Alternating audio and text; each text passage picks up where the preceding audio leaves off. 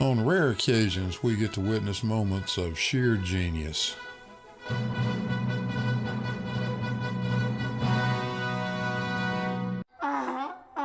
This is not one of those moments. Warning, severe facial and monitor damage alert is in effect. Get out those oven mitts. Push the monitors back out of punching range. And let's light this dumpster fire and have some fun. Well, I just thought I'd play that thing for fun. Why not? Hello, everybody. And a good afternoon to Hads and Ace Fox One, Farmers, Sean Hawkins, Turtle Moves. Hello, Clive Wells. Bino Just Be, hello. No Name. The Turtle Moves. What do we got? What is that? ADMA? I can't really see what that one is. Kind of covered up under something here. Anyway, what's going on, everybody? Good to see you. Let me get this thing down off the screen. I thought I'd play that little silly intro of mine because I kind of like that. And we'll put some additional derp up here.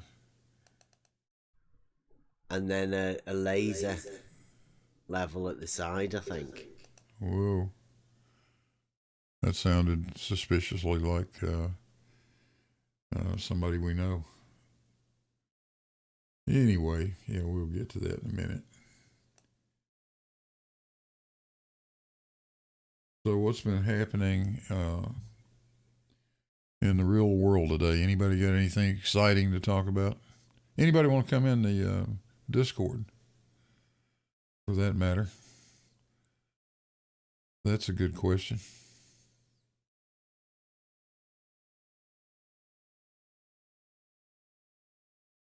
Let me know if you do. I can post a link. If you're not a member of the server, there's a Discord link for you.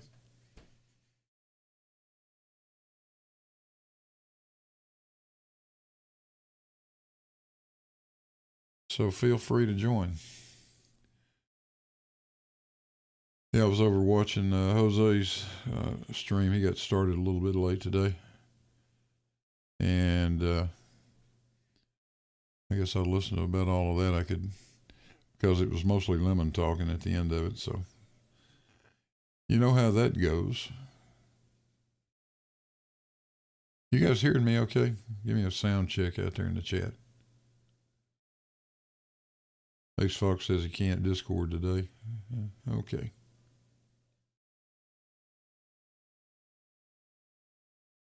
Yeah, Rob Parks, jump in if you have time. Love to have you, man.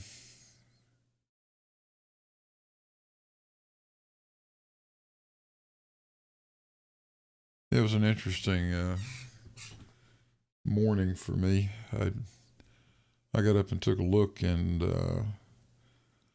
lo and behold, Try Thinking had published his stream from yesterday, which went on while we were doing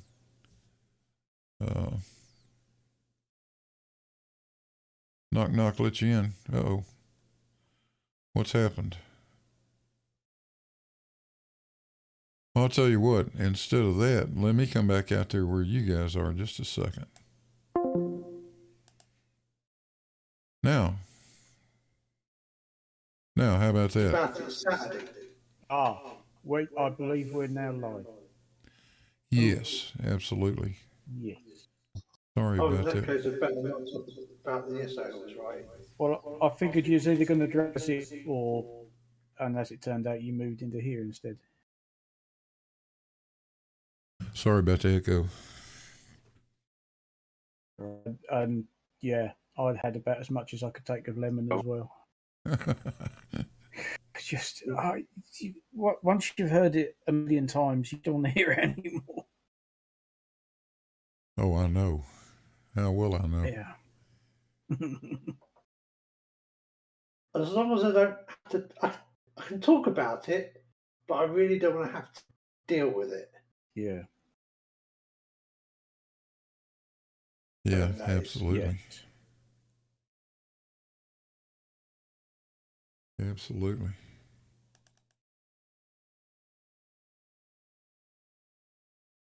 Yeah, it seems it's our friend Bev did a whole damn show on blue marble science last night. Oh, bless. That's very kind of him. Yeah. Because you're not so about puppy. Yeah. I mean, why do you need to bother putting videos together when you've got people to do it for you? I mean, you know. Oh dear. Let's see if I can. There we go. Kind of show everybody who's in the chat right now. If I can get Discord adjusted correctly. There. That looks pretty good. So we got, hello Alan, how you doing today? Not too bad, thank you, Blue.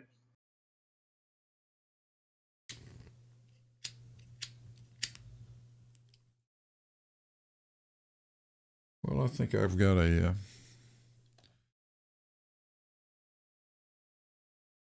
treat coming up for you guys. Oh. Do I need to go downstairs and get me oven mitts?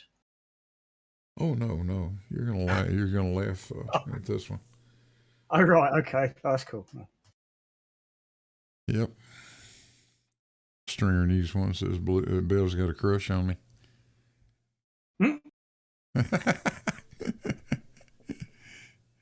Is the echo gone, guys? I know I had one there for a second. I forgot to mute the speakers, and it does that. No. You sound your dulcet tones are coming through great now. Excellent. Yeah, I just can't run with my speakers on and be running Discord and OBS at the same time. No. It just doesn't work. But I'm catching on to all the little tricks here, I think. Hey, 41 people already watching. Wow. That's excellent. Yeah. I noticed Sean was the same problem I think I'm still having at the moment. Because whilst I was in Jose's, I thought I'll just open up YouTube on the other screen. And let's see if it's still doing it. Yeah. Everything down that left-hand side that shows all your subscriptions, it's all gone. Really? And it doesn't seem to be. Yeah, and you get 3 lines in the top left-hand corner, which I think is where you can adjust everything. And if you click on it, you get nothing. I thought, what the bloody hell have I done? What settings have suddenly changed? And I saw Sean saying, I can't get Have you this accidentally on YouTube. Sorry? Have you accidentally reset the problem where for some reason or another accidentally Control-0 our window goes twice the size of what it was? No, I can. When it hit. If you like go to YouTube and hit the homepage, you'll get like, oh, I don't know, maybe 8 of 8 videos to watch. Then you get breaking news. Then you get the latest YouTube post. And I always go over to the left hand side and click to latest, and then it shows you more videos than the latest ones, and you lose all the other rubbish. That option just seems to have disappeared. It's not there. I don't know. And you get 3 bars at the in the top left. Yep. That says premium. No, it doesn't say anything. But when you click on those 3 bars, you don't get anything. Okay, what happens when you click on those 3 bars? You get you get like the menu you should see on the left side, but it's just whited out. Oh, they are. Tusk said it's happening to everybody, and Irish Stew. Right, it's YouTube, and that's okay. It's a YouTube thing, not a done to this computer thing. Oh. Well, I'm glad YouTube's working fine for me then. Well, Well, when I click on those three bars, I'm using an Apple using Safari. When I click on those three bars, I get home and then all the list of the windows or the channels that I'm subscribed to. Yeah, it seems the rest aren't getting that, but I suspect maybe when I get up in the morning, maybe it cured itself or YouTube has sorted out whatever's wrong. But yeah. Apple comes shining through, huh? Well, I'm on Win 10 and Chrome, and it's working fine for me at the moment. Oh, that's a given with computers. At the moment is the operative phrase. Hey, at least it's not as bad as Discord is half the time. Oh, Discord's got a mind of its bloody own, I swear. Isn't that the truth? Hey, Judy Bassett. I've got a question about what's being discussed because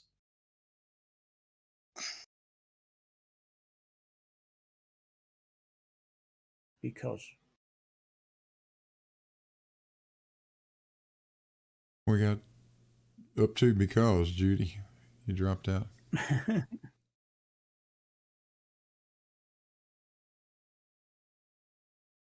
Hello, Stingray.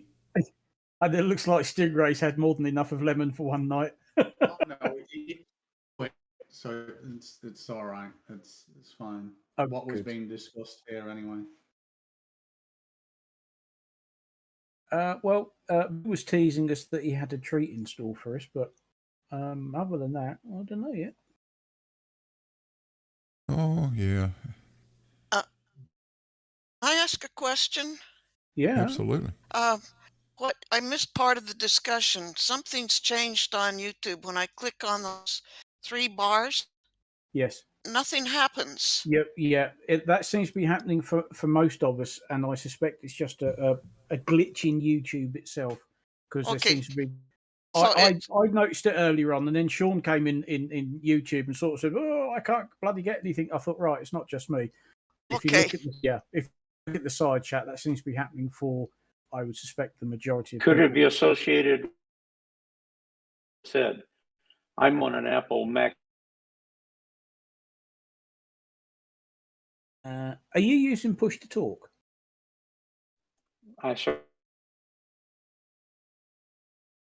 Because you're cutting off the end of every last word. Yeah. Like your gate set a I'm little too okay. high or something. I will cease to release the button so quick. Yeah, that's why I don't use push to talk. It's just a bloody nuisance, I find. But yeah, I presume you said I certainly am, but all we got was I, sir. Well, I certainly am. There we go. Fine. Something really random. Or as Curly would have said, certainly. Can I share something really random and really cool? If you're going to ask me to share, who Curly was. Yeah, share your screen, Stinger.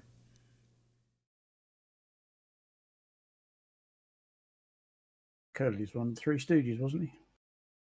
I challenge you to find a better door handle. Well, it's actually an internal handle. Look at that.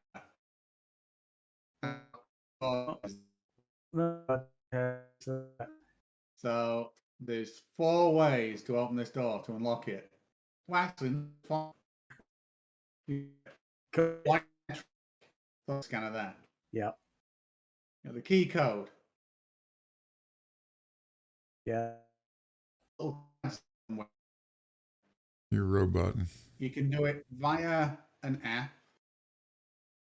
It can, in fact, an emergency keyhole. Oh, good.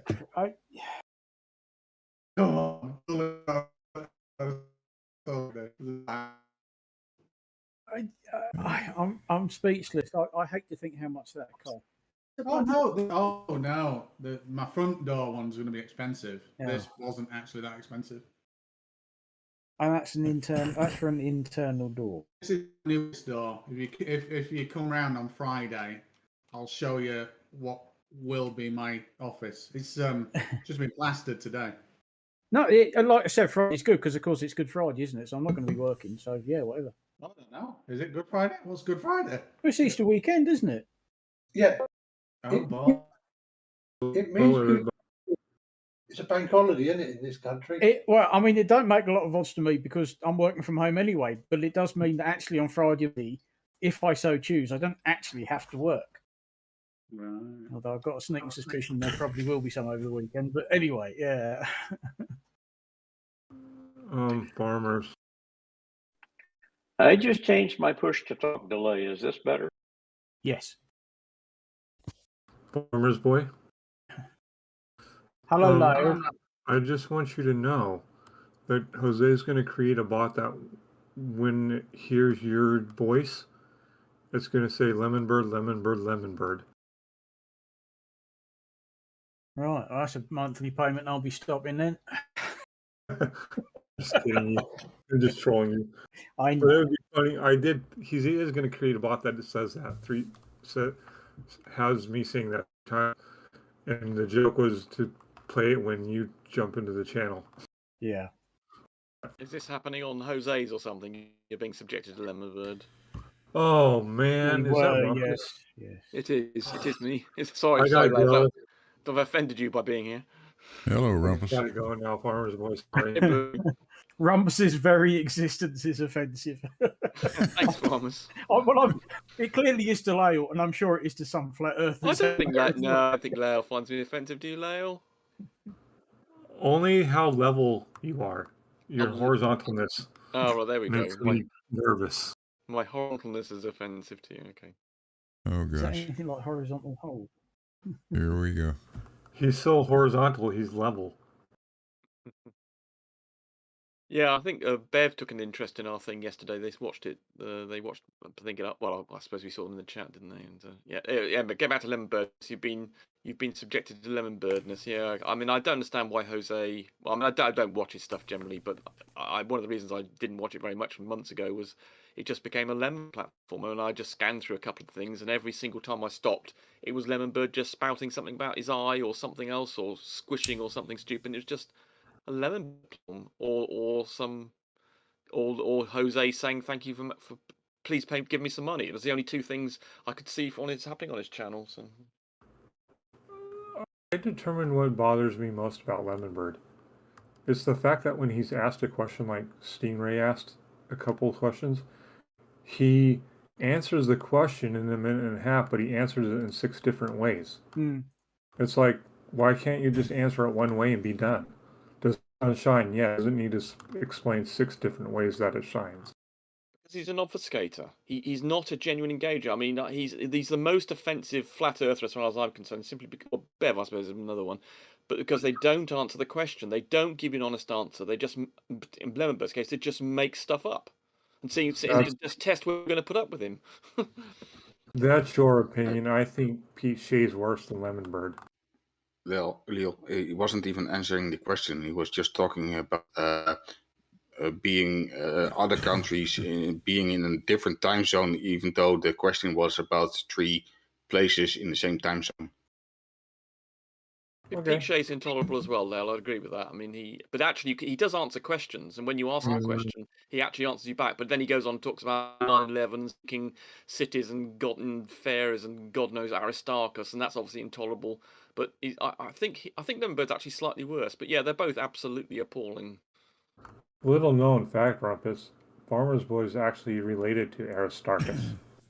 Is he? Am I? Well, that's what Pichet told me. Yeah, but he doesn't think I'm a real person. He said when he saw that picture of me that I have of my avatar, not on here, I've got my sheep one. He said that was a fake photograph. I mean, he thinks Will Smith is the same as Barack Obama. I mean, you know, the guy is completely bonkers. Wait, you're not real? Yeah, exactly. Yeah, he thought the photograph of me was made up, and you know, he thought the 9/11 was, or was it that New York City descended into the ground? I mean, he thinks Aristarchus, what is it? It all comes to the tree of life. I mean, gee, I mean, at least, but it's actually coherent. What he says, at least he puts sentences together, whereas Lemon Bird just says, "Oh, the eye." I mean, it's worse. The eye does different things in different directions. Let me There guess. is Are we there These talking is people, the about flat Earth side of these people, is actually the least of them. Rumpus, Well, it is. there is one thing more crazy than Pete Shea and Lemonbird and Bev that I've heard in the community, and Yeah. that I find just utterly shocking, more shocking than them. And that's your persistence in I knew it was attempting going to to be. educate me. You knew that was I coming. knew that. I knew that was coming. I was going to come in there and think, Yeah. shall I butt in and say it's going to be something to do with me? But I didn't bother. I thought I'd let you complete. I thought I'd let you complete the joke. Annoying. What you have to bear in mind, Dean, is that there are other people watching who may be seeing the intention, and they will become more educated and perhaps be converted to some degree. But yes, I think the people I'm talking to, like the and the, I mean, I don't talk to Pete Shea and Lemonbird. Those are the two people I'm prepared to talk to, almost all of them. But Pete Shea and Lemonbird are the two that I'm not prepared to talk to. So, I mean, someone like Bev, you can have an argument about geometry, but you can't do that with Lemonbird. With Pete Shea, it's all about mystical crap. But at least you can have an interesting, trying to explain to Bev why level and horizontal are not the same thing is actually an interesting geometric discussion, and why optics and things. But Lemonbird, you can't do that. You can't have a you make a geometric or logical point, and then he'll just start talking about fairies or something. Or there's just nothing you can do there. Hey, it is entertaining. You got to admit, it is entertaining though. I have to sit back and just marvel at the way that guy can put random crap together and make it sound like it means something. Yeah, that's fascinating to me. Well, you think really? Okay. I mean, perhaps I might. Blue, I think actually you're just a nicer guy than I am, and you seem to put up with hosts to treat you like crap.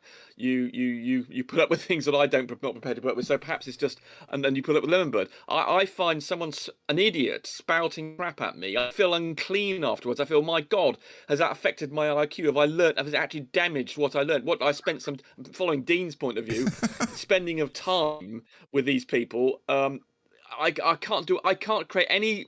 I can't feel as though I've learned or thought about something any harder, and so I feel as though my neurons have been decayed to some degree with the Lemonbird experience. Whereas at least with someone like Bev or Noakley or Bob Nodell, at least you're having to think about something, come up with a new way of explaining or thinking, or a new way of just expressing things that you know, and which is actually a challenge in itself to be able to present information.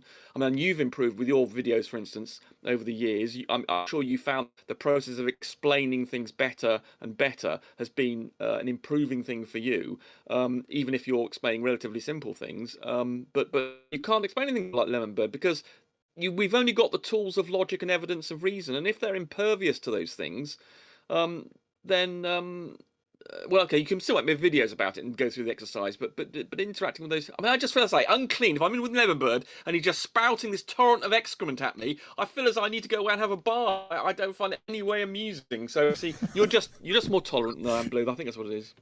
I'm just easily amused. But Dean thinks you're wasting your time. I don't know why he picked on me. I mean, I'm prepared to tolerate Pete Shea or Lemonbird, but Dean, I think Dean likes picking on me actually.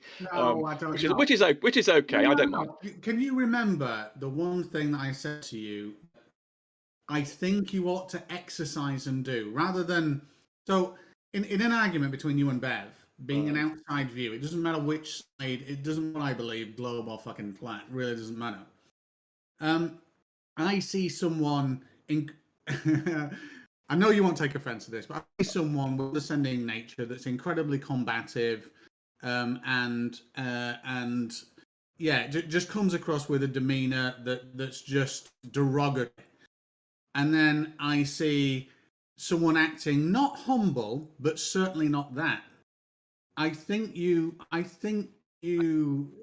do yourself no service by being that individual, even from a third party sense. Right, so you're going for the I'm being rude to them type line. But remember the one thing that I said to you. No, with your intellect and knowledge, I challenged you, and you haven't done it yet. I challenged you to have a conversation with someone where you can make zero assertions and only ever ask them questions about the subject and context from their end. And from that basis alone, try and trip them up. And I think you could do it probably better than anybody. And it would be a far more interesting exercise. I have that case. I mean, for instance, the classic one being the one that you seem to approve of, the how you invalidate their idea that density is responsible for things going downwards. Yeah, and more of that. A lot more of that. Yeah, someone I can do that. But I think I used to try. I think if you engage with these people in a sense of trying to be, I mean, you started off, I think, being somewhat naive, I'm afraid, when you thought these people were explorers of truth, and you were then trying to encourage them to think about things. Come on, think about that a bit more nice. Think of that more deeply, Mr. Flat Earther. Until I think you then realise that these people, this is a combat situation, and they are not willing. This is why I behave very differently to I'm actually, generally a very polite person. And if I'm dealing with someone who's polite and is interested, I'm a very patient. I mean, I think many people have accused me of being too patient with some people. But when I detect someone who is willfully misunderstanding, willfully misrepresenting, willfully being disparaging and not engaging, then I go into a different mode of operation. I go into combat mode, and that's probably the bit that you're then saying you object to. But these people, and I think everybody who's ever tried to be nice and kind. I mean, Blue, for instance, has done this, I think, to some degree. He tried to be nice and kind to people, like Brian's Logic. I mean, when there was a debate that Blue had with Brian's Logic, and Brian was making all sorts of stupid statements, and Blue was really reluctant to say, actually, Brian, you're being a stupid dickhead, you moron. And Blue didn't say anything like that. He said, Brian, actually, if you think about it like this, and then, of course, a few days later, he then got a torrent of abuse, and he's had much more abuse than I have, for instance. Other people, as George, for instance, tried to do much the same thing in the years gone by, and I've seen this with all the people that try and tease out of them a nice bit of logic. Let's do a bit of exploring of the truth together. These sorts of people are the ones that get most abuse from the flatties and from the combatives, and I find so I detect that attitude, and then I just make a point of trying to humiliate them, trying to point out they're idiots and calling them being a moron when they are a moron. And I'm afraid I found this to be, you might say, perhaps from your point of view, perhaps I'm wrong. I mean, it could be that I'm wrong. I doubt it, though. That you're saying that from a third-party point, it looks as though I'm just giving them a load of abuse. No, Grumpus, I think you mistake what I said when I said challenge them with questions. I never said be polite and don't be condescending. I'm saying make no assertions, only ask questions, and show. You can show them up as much as you want, but in an entertaining fashion if you only ever question their beliefs. I agree. You didn't. Yes, I take that back. You didn't actually. Yes, I was developing the theme a bit more. You didn't say don't be abusive to them, but develop it from the point of view of asking them to make points and then tear them down. More entertaining and more hilarious if all you're allowed to do is ask questions, but still with the same vigor and condescension. Well, you call it condescension. I treat people being stupid. I'm actually less condescending, I think, than many Globers are when dealing with these people. I only get condescending, as you put it, when I'm in combat mode, in the combat zone. And I go into calling condescending, but I don't start off doing that. Rumpus? Hello. I'm going to give you a bit of criticism. Okay. Me. I've never given you criticism, but oftentimes you say very good things and you're very patient. You've been very patient with me.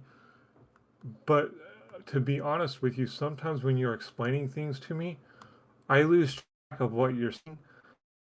Because this is where I'm going to get critical. You're more long-winded than Pete. Saying logical things, you're long-winded. If you could keep it short and simple, it'd be easy to follow. Yeah, well, I'm not sure that's the case. I like to think, what I try and do, it might not seem like this is true, when following the Dean line of things, well, perhaps he hasn't explicitly said this, but I think that's what he's implying. You try and find some common ground where you agree with your opponent, someone like, Bev or Oakley or whatever. You try and find something that you can agree on, because then once they've agreed on that, you can then lead them on the path of logic. And then hopefully take them in little, very small steps. And that does, unfortunately, and I'd like to be very sure that we've established a common point of view, and therefore go on. I'm also paranoid that they haven't heard, because I've seen so many times when you've explained something to someone like Bev or whatever, and then they didn't take it on board. The next day they forget. So what I do is I do repeat things sometimes to these people to make absolutely sure that they've taken on board my position. And so that come a bit long with. Don't presume I've understood it. I hammer the point home, and then I hammer the point home that I've hammered the point home, and then I ask them to tell me that they've understood that I've hammered it home. So that does take a bit long time. With you, obviously, I do that because you're trying to learn. So yeah, possibly with you. Yes, there's no excuse there. If I've been long-winded with you, then for someone like you who is trying to learn stuff, then okay, that's a different story, I suppose. Trying to explain to people who are trying to learn. Okay, okay, sorry, Lael. I'll use half a sentences for you with you in future or something. Let me give you a perfect example. I said timing you long time after you started talking, and that little thing of me timing you was 45 seconds. So you were speaking for at least 2 minutes, telling me that you'll try harder to keep it short. Well, no, I was telling you I wasn't trying to tell it by keeping it short. Sorry, Blue, I'm interrupting Blue now. I'm dealing with a combat, but with you, I was trying to differentiate between the two situations, you and other people, you and the flatties. Let me try and create the illusion that I have any control whatsoever over this damn chat, which obviously I don't. Shout out to John Rapp in the chat out there for $2 Australian. Can Rumpus even say the word brevity? Yes, he can. I'm sure he can. Say brevity, Rumpus. Bastard, John, you little damn. He can't. Oh, Jesus Christ. No, I didn't think he could. Now you have to explain to him why you can't say the word brevity. Oh, Christ. Well, all right. I'll let Dean explain on my behalf. You might have noticed that there was a little hashtag thanks Rockia in the title of this show. I don't know if you paid any attention to it or not, but it's in there. Yeah, I can see that. Which other is, yes. And you might be wondering why I said a thing like that. So tell me, Blue, why did you put hashtag thanks Rockia? Well, is it sarcastic or genuine? Is it sincere or is it sarcastic? Let me see if I can bring this up. Don't tell me. He's provided you with some evidence that you can use. Can you guys see it? I know the chat. Yep. I know the YouTube is seeing it. This was courtesy. What are we looking at here? Well, you're looking at you're about to look at a little section I clipped out from Bev's live stream yesterday, where apparently Rocky was showing off some of his photographic skills, and it has to do with Lake Pontchartrain. And I thought this was rather interesting. So let's play a little bit of it and see what happens. This is I think I know what this one. Yeah, well, let's just watch this first part. Yep.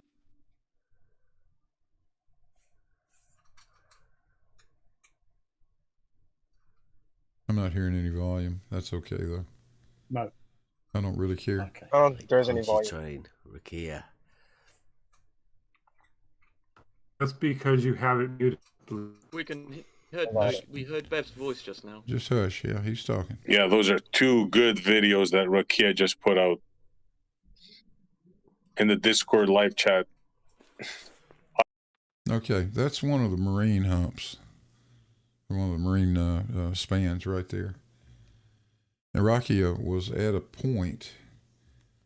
I did a little bit of investigative work to try to figure out where he might have been. Let me see if I can pull up Google Earth. And I looked at this, at all these, you got those little electrical hut things that are on the side of the causeway. If I zoom in, you can see one of them. Like that little thing right there, those little gizmos.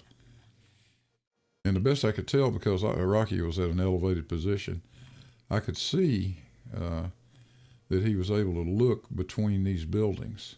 And you see that marina in the background. and he was probably somewhere up in this parking garage here.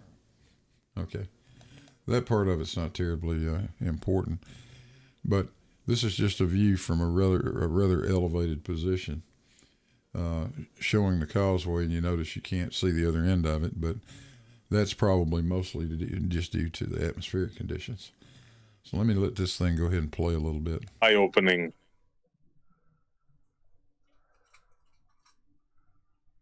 Yeah, that's one of the marine passages. Don't try to tell somebody that's been around that bridge all their life what that bridge looks like. It's not going to turn out too good for you. Doesn't look like there's much drop in that either. Nope. Well, how the hell can you tell from that? The rock one, yeah, I remember that. That's a good one. Position.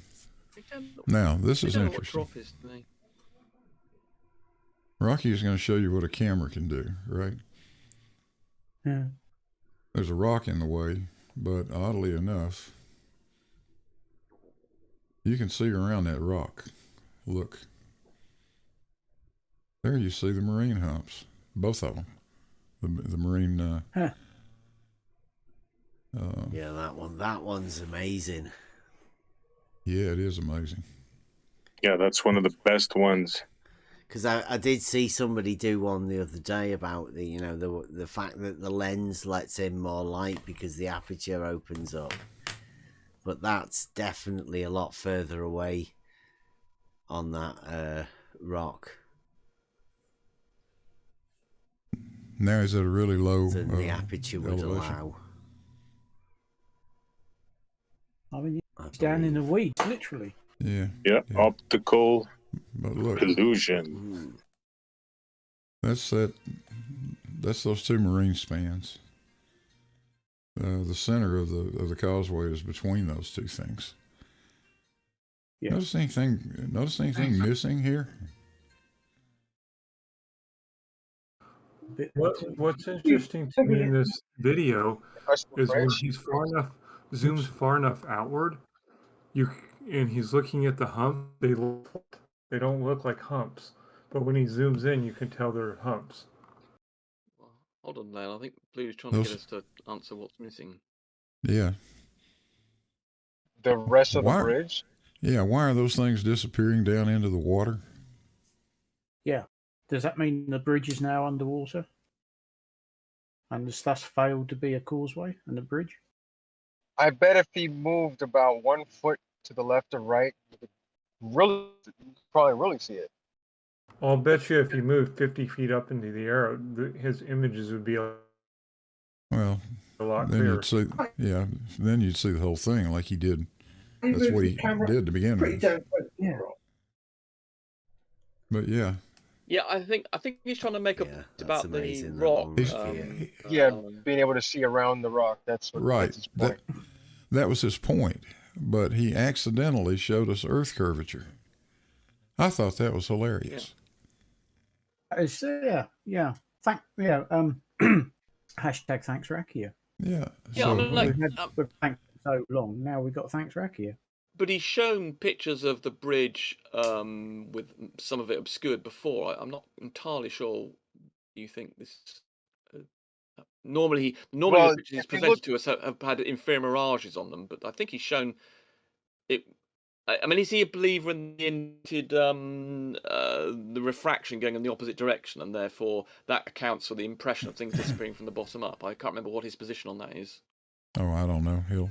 I think because the conditions of the day is what allows what I understand what his point of is the conditions of the day allow us to see portions of the similar bridge. to that, but and on different days you'll see more, and different days you'll see less. But because of the conditions of the day, that refracts the up to the bridge. I think that's what his point is. Yeah, he certainly talks about the different conditions, doesn't he, of different days changing, and therefore you can't on any you can't rely on anything that's being cut off as being some feature of the geometry. It's something to do with refraction instead. Yeah. Right. Which I mean, I don't think they disagree with that. But we got to go on days when there's not much of those weird atmospheric effects. Well, he claims that refraction is cause of things disappearing. Obviously, disagree with that. But so he makes 2 points. One is that I think he's in the position where he claims that because of the way refraction works, that accounts for the things disappearing from the bottom up. And then he also says the conditions vary from day to day. So he's making 2 points. The second one we agree with, obviously. First one, obviously, we don't. The thing that I know, like I said this before, but when he was at a higher elevation, and I knew that he was at a higher elevation because you can see the entire bridge, he was far enough away from those humps that it made the humps appear to be flat, level, but they're not. I don't understand why he doesn't go to a vantage point that kind of mimics how Stanley took his photos to see if he can get the same result. Yeah, true. I mean, Yeah, that's what I would do. Yeah, I mean, they presumably do that because it's obviously rather damning. Because, I mean, they claim that the Soundly picture is artificial because he Soundly used overlaying stacking techniques to keep it in focus all along the bridge. And so if he were to then go and get the same picture, presumably he'd have some considerable difficulty in accounting for it, the fact that it is curving. So they avoid it. They avoid these issues, and that's why they obfuscate so much. When you present a wickedly compelling argument, they're divert, deflect, get off a subject, and obviously imposing some counter, some evidence of your actually personal experience evidence that countered your own position. Presumably, you want to avoid that, so they don't go and do that sort of thing. Well, the thing that's more damning to them, for me, is the data collected with the GPS verifies that the Earth does curve, but they won't accept that. They just they don't believe GPS, do they? They dispute GPS's validity. Presumably, they think it's all a conspiracy. Don't think that does. Yeah, I mean, I think they've got a cognitive dissonance here. They'll accept GPS when they actually come to use it in practice. But if you ask them, well, you can rely on it to do sorts of things like the stuff that Blue's been analysing and Soundly and Jesse did, they'll say no, that this GPS data is not correct. Well, they haven't bothered. They've not said that. Well, also, of course, they didn't understand the GPS data. That XYZ data, bloody Bev didn't understand. He thought that Z data that the positioning had was elevation. He didn't realise it was in a Cartesian. I mean, so the guy I think it's just too difficult for them to understand, even if they did. But if it did, I think if it countered what they believed in, I think lots of them do claim that GPS is bollocks and some sort of conspiracy theory. And they claim it comes from towers and things. And it's pretending to come from satellites in space. So they clearly think it's all some sort of conspiracy concocted drivel to convince them of us that are satellites. So presumably, GPS is just. They only trust their eyes, so you've got to show them something optical, I think, Leo. I don't think you can just give them GPS and say, look, because obviously with GPS we can show exactly the shape of the Earth, because if you take your GPS thing around and get those ECF coordinates that Jesse's gotten the Blue analysed, show you the shape of a sphere you move around the world. They're not going to accept that. Well, there's other things you could do, like being inside a building, looking up and seeing the ceiling, and then saying, well, we know the ceiling is 15 feet in the air, or 15 feet off the surface of the ground.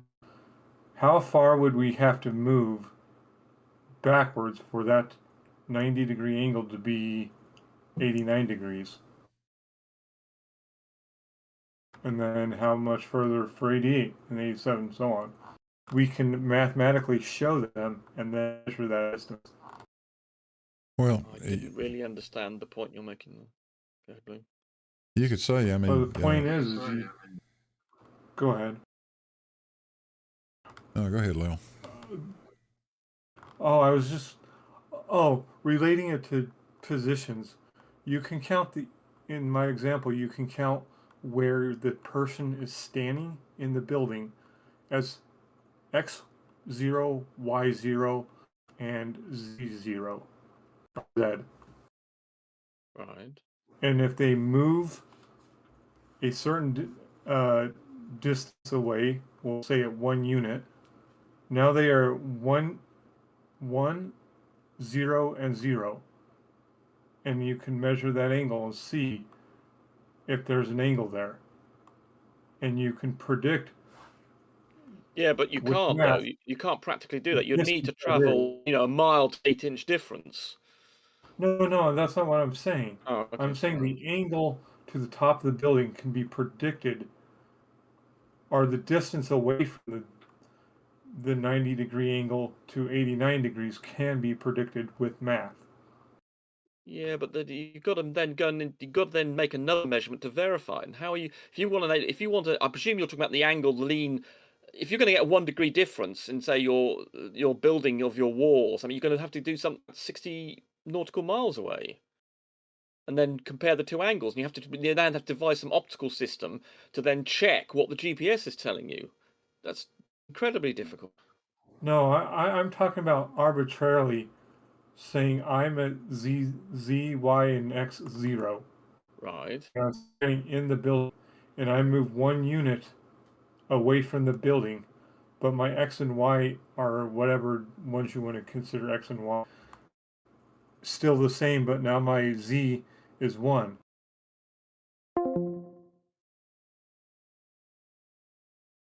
GPS, you're then going to have to make those same measurements using another system, and then see if they agree with the GPS. So how are you going to measure that extra 1 unit, whether 1 unit is 69 miles or 4 feet? You've then got to make a measurement yourself optically, and then to verify whether the GPS is correct or not, which means you need to do a load of triangulation or something. I think you're misunderstanding what I'm saying, Lucas. Sorry, I'm just not getting what you're just trying to suggest. If I'm suggesting that if I'm standing at the center of this building, that I personally make that position 0, 0, 0. Yeah, okay. And I move 1 unit away from that building. So now the angle is 89 degrees, but now my coordinate is 1, 0, 0.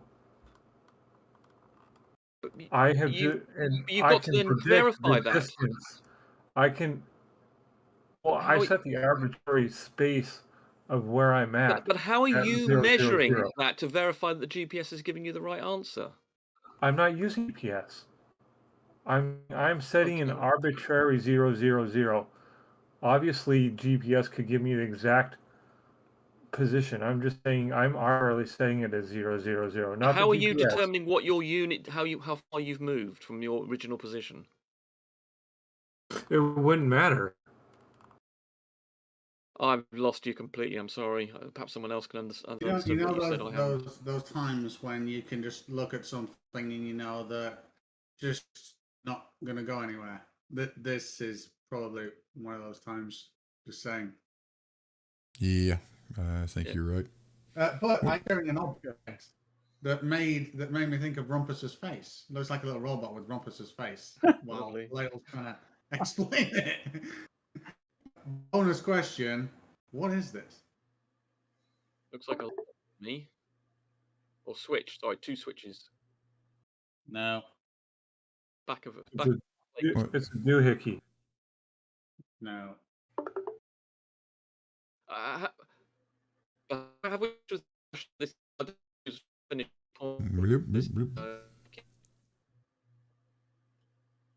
Nothing but roboting. I'm Robin. Yeah, everybody is. Another problem. Sorry, another problem is when you're in your things are disappearing bottom up because of weather conditions. Like they have to plan all these every day, not just on the exception. They have to prove the rule.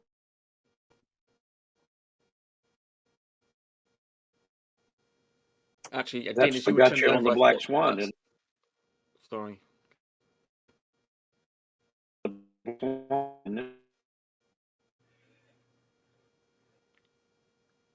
What about the Black Swan? Sorry. But they don't present the meteorological data that goes along with the black.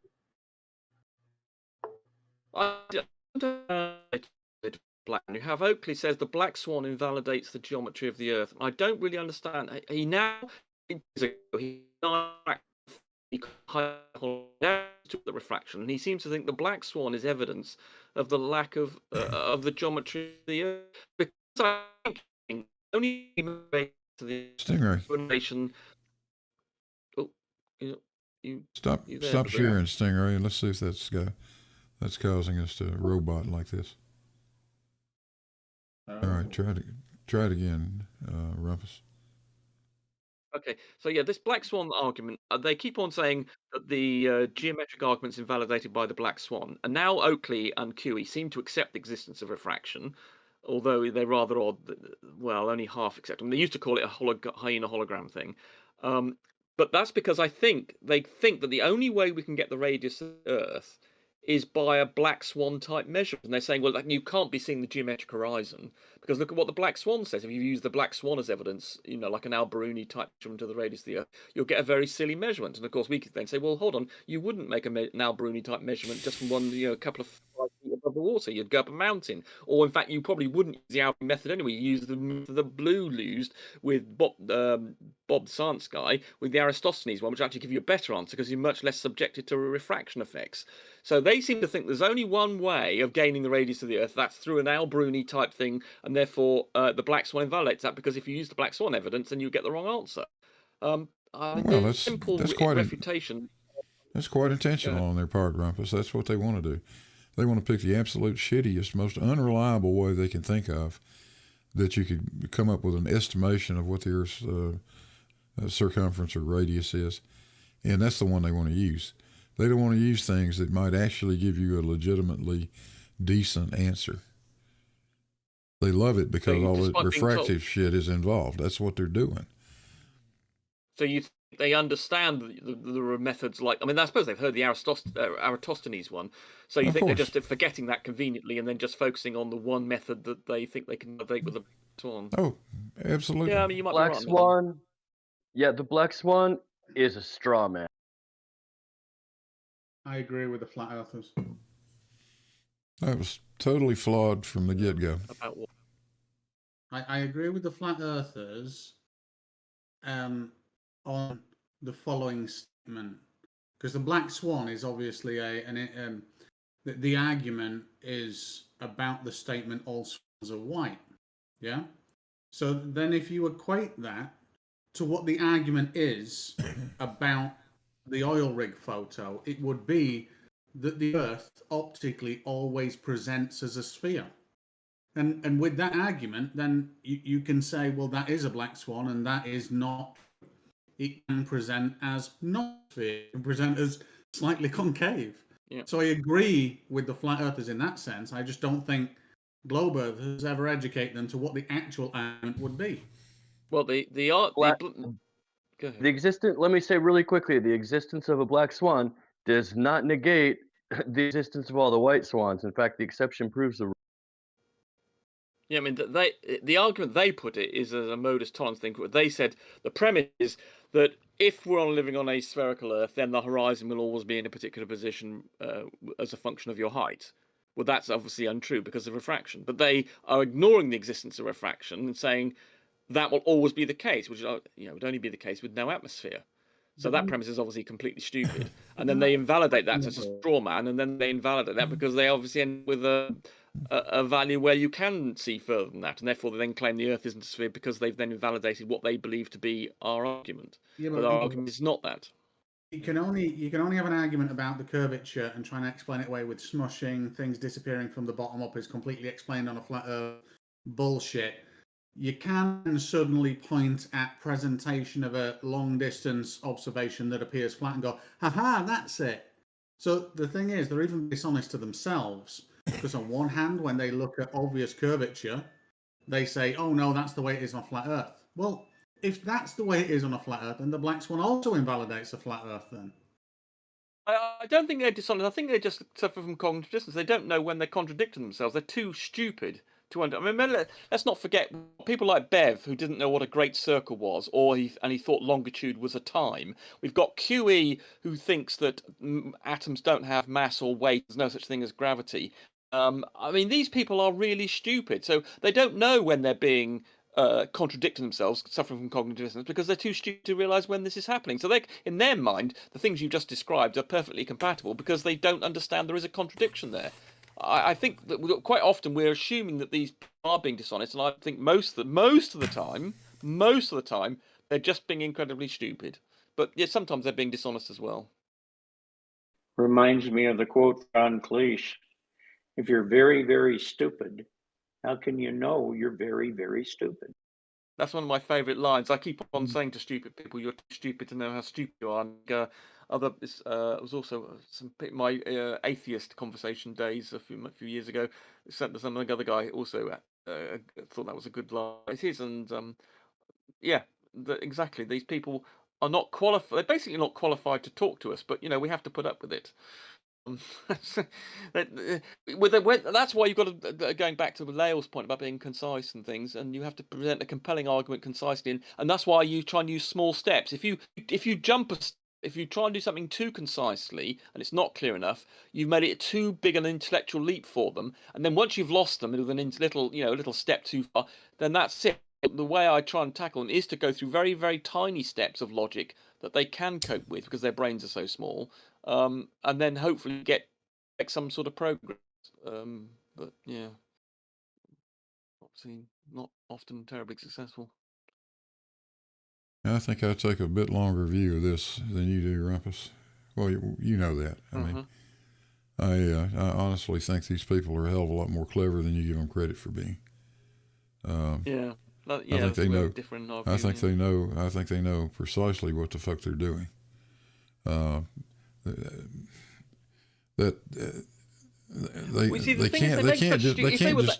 They can't just stupidly blunder into these ass backwards convoluted arguments of theirs time after time after time.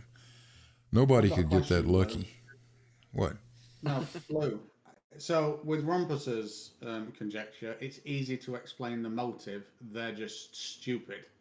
But with them not being stupid in your reality, then what the hell is the motive for them to come back to this and just be this argumentative about something that they clearly should get? I think predominantly their motive is religious based. I think the vast majority of them have got some deep-seated belief that their Bible actually tells them the earth is flat, therefore they've got to figure out a way to make it be. I've always split up flat earthers into about 5 categories, and I've probably forgotten some of them now, but I'll just quickly go through them again. 1 is religious. 2 is the fact they're just losers in life, and therefore they're looking for some sort of way of finding some knowledge that the people don't have to enhance their own ego. Then there's financial, of course. Then there's something about they're conspiracy theorists, and they want to believe that they're being lied to by society. And there's a 5th degree which I've now forgotten. So, if you break that up, I think about 1/3 of it is religious, but there's quite a large contingent of losers who just don't who just don't know how society works, don't understand how science works, and the way they can explain it to themselves simply and believe that they're more intelligent than you are is to then believe something new, different, and then they can call you an idiot. And conspiracy theories, as I say, is another area again where you're being stupid, they're being clever. So there are lots of, I think, at least 5 different reasons. But yeah, religious is a good third, I think, of that. And I think that 5th category should just be. Go ahead. Go ahead, Blue. Sorry. No, I want to agree with Rumpus to the extent that I don't think certainly not 100% of them are religiotards. That's not what it is. But I think the ones that lead the show, the people like Quantum Eraser and Nathan Oakley and Anthony Riley and the list goes on. The leaders of the band are all highly religious types, bent on making it be so. And you're probably correct, Rumpus. Probably 2/3 of them are just dumb shits. Okay, and they're falling for this crap. I don't agree. Don't agree with that. The last thing you could call Nathan Oakley is religious. Oh, he is. He is. I don't think that. He is. He says he's not, but you've been taken in, I'm afraid, there. He is religious. Have you seen his interview with his dad or something? Define what you mean by religious. He believes in God, and he believes that God has said that man is supreme. He hates that science has devalued the status of man as just some small speck in the universe. He absolutely detests that, and he talks about people heresy when in some comments, and he tries to disguise it, not religious, but he is absolutely religiously bonkers. No, I think he displays the traits of a religious No, fanatic. he's made it clear on a. If you catch some of the information, some of the videos, he's definitely religious. He just denies it because he knows that's a line of attack, and that's why he keeps on claiming the globe as religious, because to make it seem as though religion is bad, and it's a defense mechanism. It's a projecting his religious belief onto us, and then using it as an attack to stop people like you attacking him for the same thing. It's a defense mechanism. Don't get me wrong. So let's say Nathan Oakley and Riley and even Bev, for instance. Bev isn't, I think, actually. I don't think Bev is religious. But I mean, if you say a predominant motivation is religion, and it's about a deity and God and creation and some text, then I have to disagree with that. Obviously, there are exceptions like Quantum Eraser, but if you're on about religion or the path to a religious belief being that. Because you mentioned, people that feel alone, people that haven't been very successful in life, wanting something more and wanting to feel special. Yeah. Well, you can actually define that as a search for religion, because if the Earth is flat, if it's kind of conscious thought and there's an agent behind it, a thinking agent, you don't necessarily have to be. I don't know whether I class that as being religious. It's kind of. I wouldn't put that in my religious category. When we say religious, I think Blue and I are referring to the Christian fundamentalists who believe in literal from the Bible, which they believe it's 4 corners of the earth, and there are about 5 or 20 passages that imply the world is flat. So those people, which is the QE Land and Nathan Oakley, and he's got some religiously fanatical dad or something, and others. Now you see, I'd have put Rakia as well. No, I'd have put Rakia and Gary Wybenga, but I'd have put Nathan Oakley and Riley in the. I need to feel special. I don't know whether there's a God, but I want everything to be. Yeah, but that's because you're not with some of the stuff about Nathan. Yeah, I think if you knew more about Nathan, you wouldn't think that. Right. Okay. I agree with Stingway. When have you heard Nathan Oakley Bible thumping? In fact, when people get off on the subject of the Bible and stuff, he veers away from that really quickly. I've never really heard him quote a Bible verse. He's never talked about evolution or any other biblical pet peeve. No. Yeah, he keeps it quiet. Like that. Yeah, he doesn't make it over. But I mean, when people do, when on his thing, get something like I've forgotten his stupid name now. The pharmacist guy and others and QE, when they have a discussion, he makes room for it when they have a discussion on it on his thing, and he's also got a section in his thing for Bible talk on the. Admittedly, that he claims that's not his server. Yes, he keeps it quiet because he knows it'll be used against him, and that allows him to project it onto us. But if you've seen some of his other videos, and he is a religious nutcase, and he talks about heresy, for instance. He's accused me of being a heretic and using heretical. What's the word? Blasphemous. He uses the phrase blasphemous on numerous occasions. He leaks out that this is his position. I know he doesn't overtly do it, but he is, I'm afraid. No, he very intentionally covers it up. Yeah, he intentionally covers it up, yeah. And Riley's got some background with his parents being religious nutters. Oh, his father, yeah. Well. Riley's father is a absolute religious nutcase. Yes. Yeah. Yeah, he is. So they don't go on about it, they cover it up, but that doesn't mean to say they're not doing it. That's not the cause of their beliefs.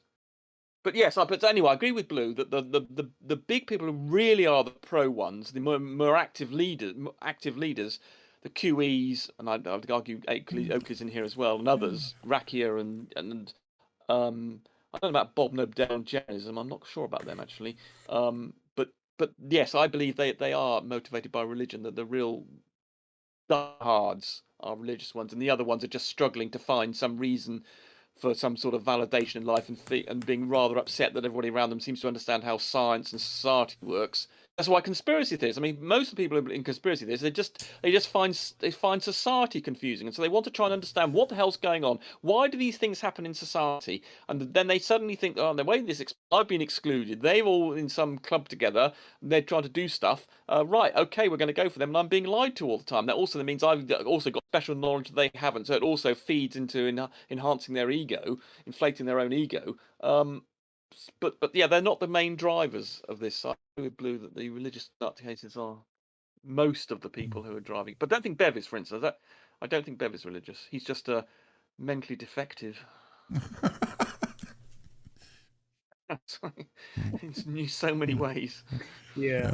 I think Bev's his own special case of It's misled. very, very stupid.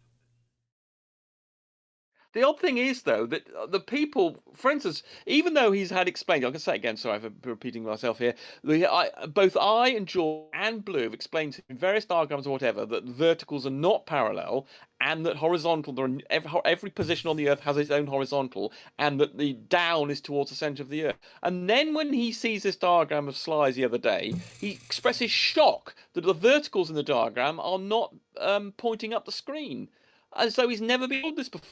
Now, again, this is either deceitful or he's got a terrible dysfunctional memory or something else. But there's something weird going on there. I mean, even Oakley remembers what you've told him, and then tries to either hide it, prevent it, dispense with it. Well, but Bev is a special something very weird. I hate to come to Bev's defence, and this might seem that I am. No, I'm not sure. Yeah, I don't.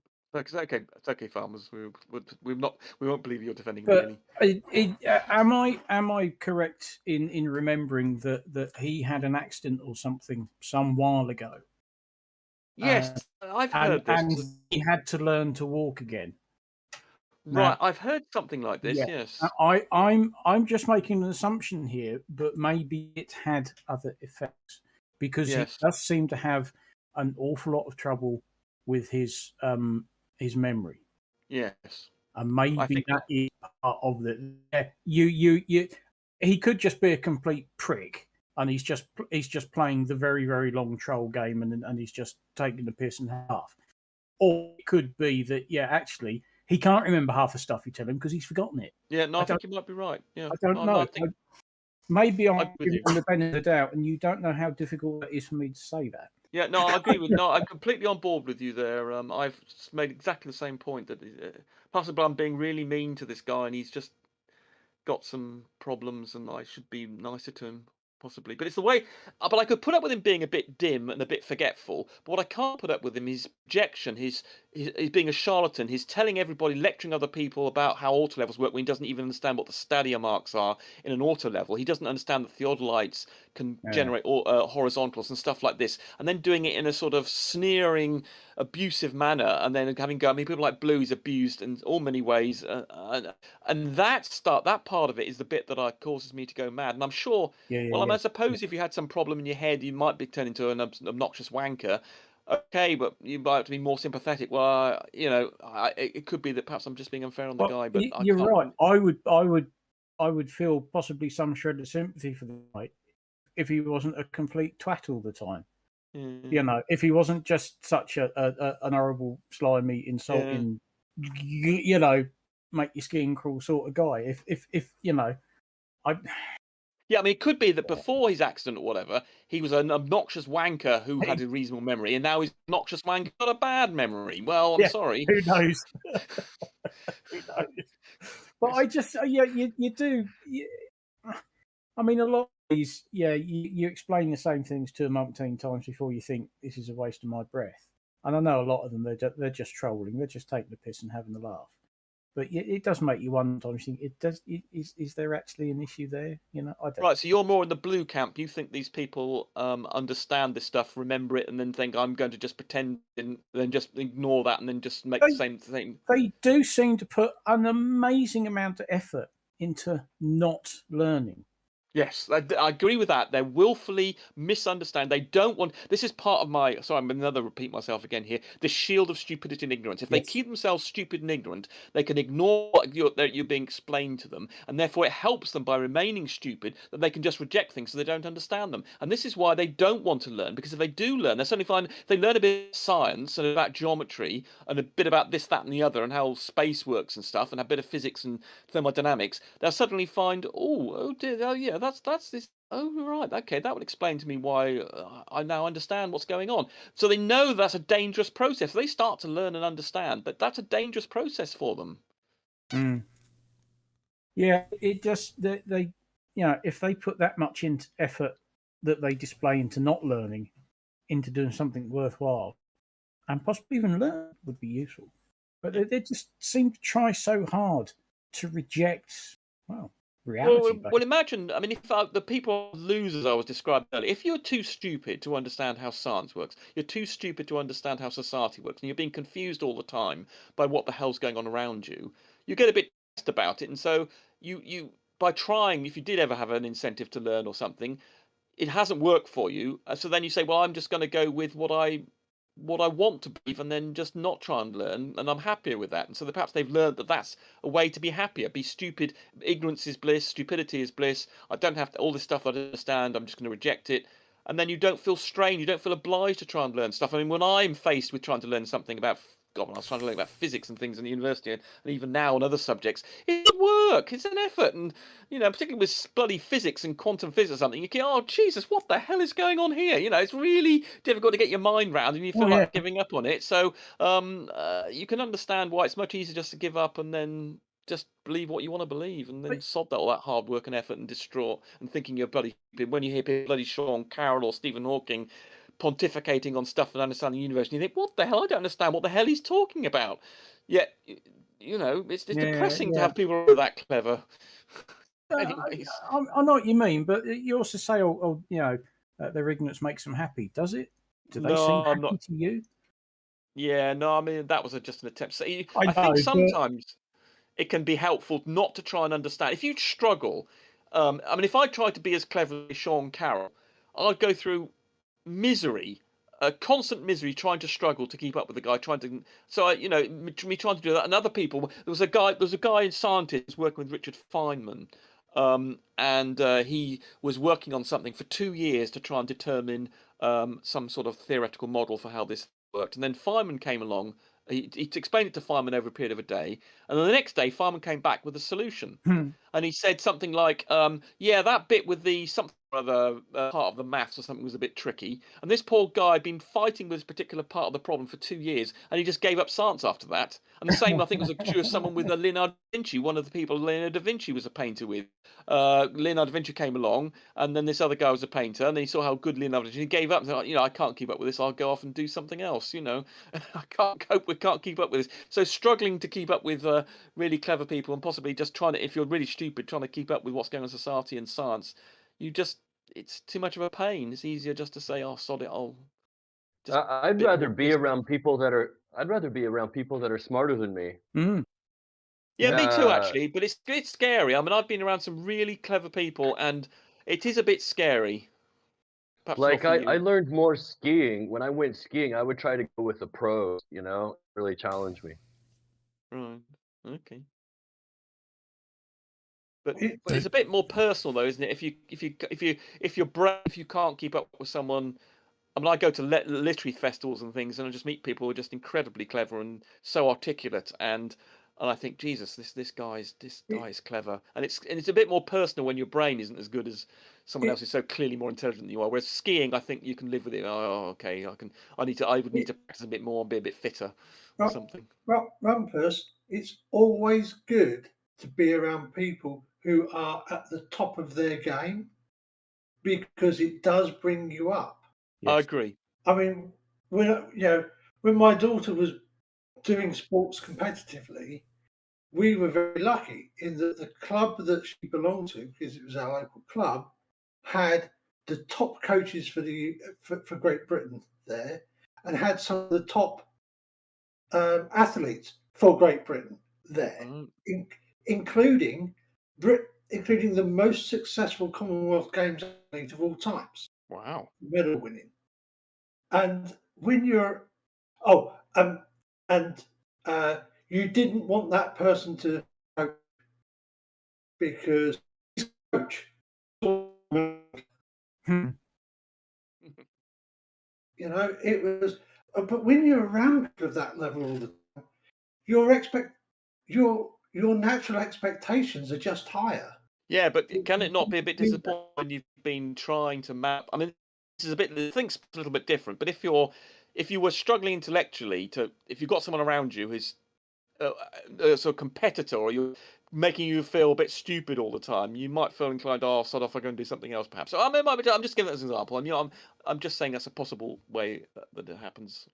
But yeah, I think if you were going to be trained, obviously you want the best people to do the training, and by competition will make you succeed more. But by succeeding more in something doesn't necessarily make you happy. I mean, there's only one winner. I mean, if you look at the Formula Grand Prix drivers, I wonder how many of them are happy, or tennis players. I mean, there's one person at the top, and there seem to be 100 other people struggling like crazy, working their asses off, and not getting far.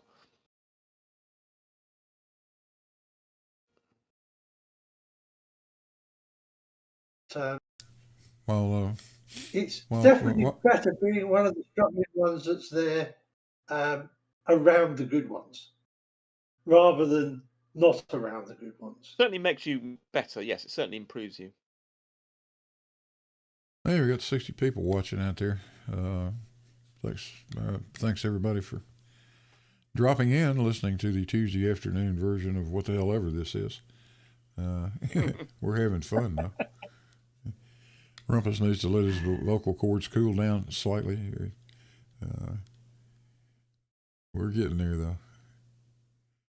B-Ball, what have you been doing today? Let's see if he's where he can talk.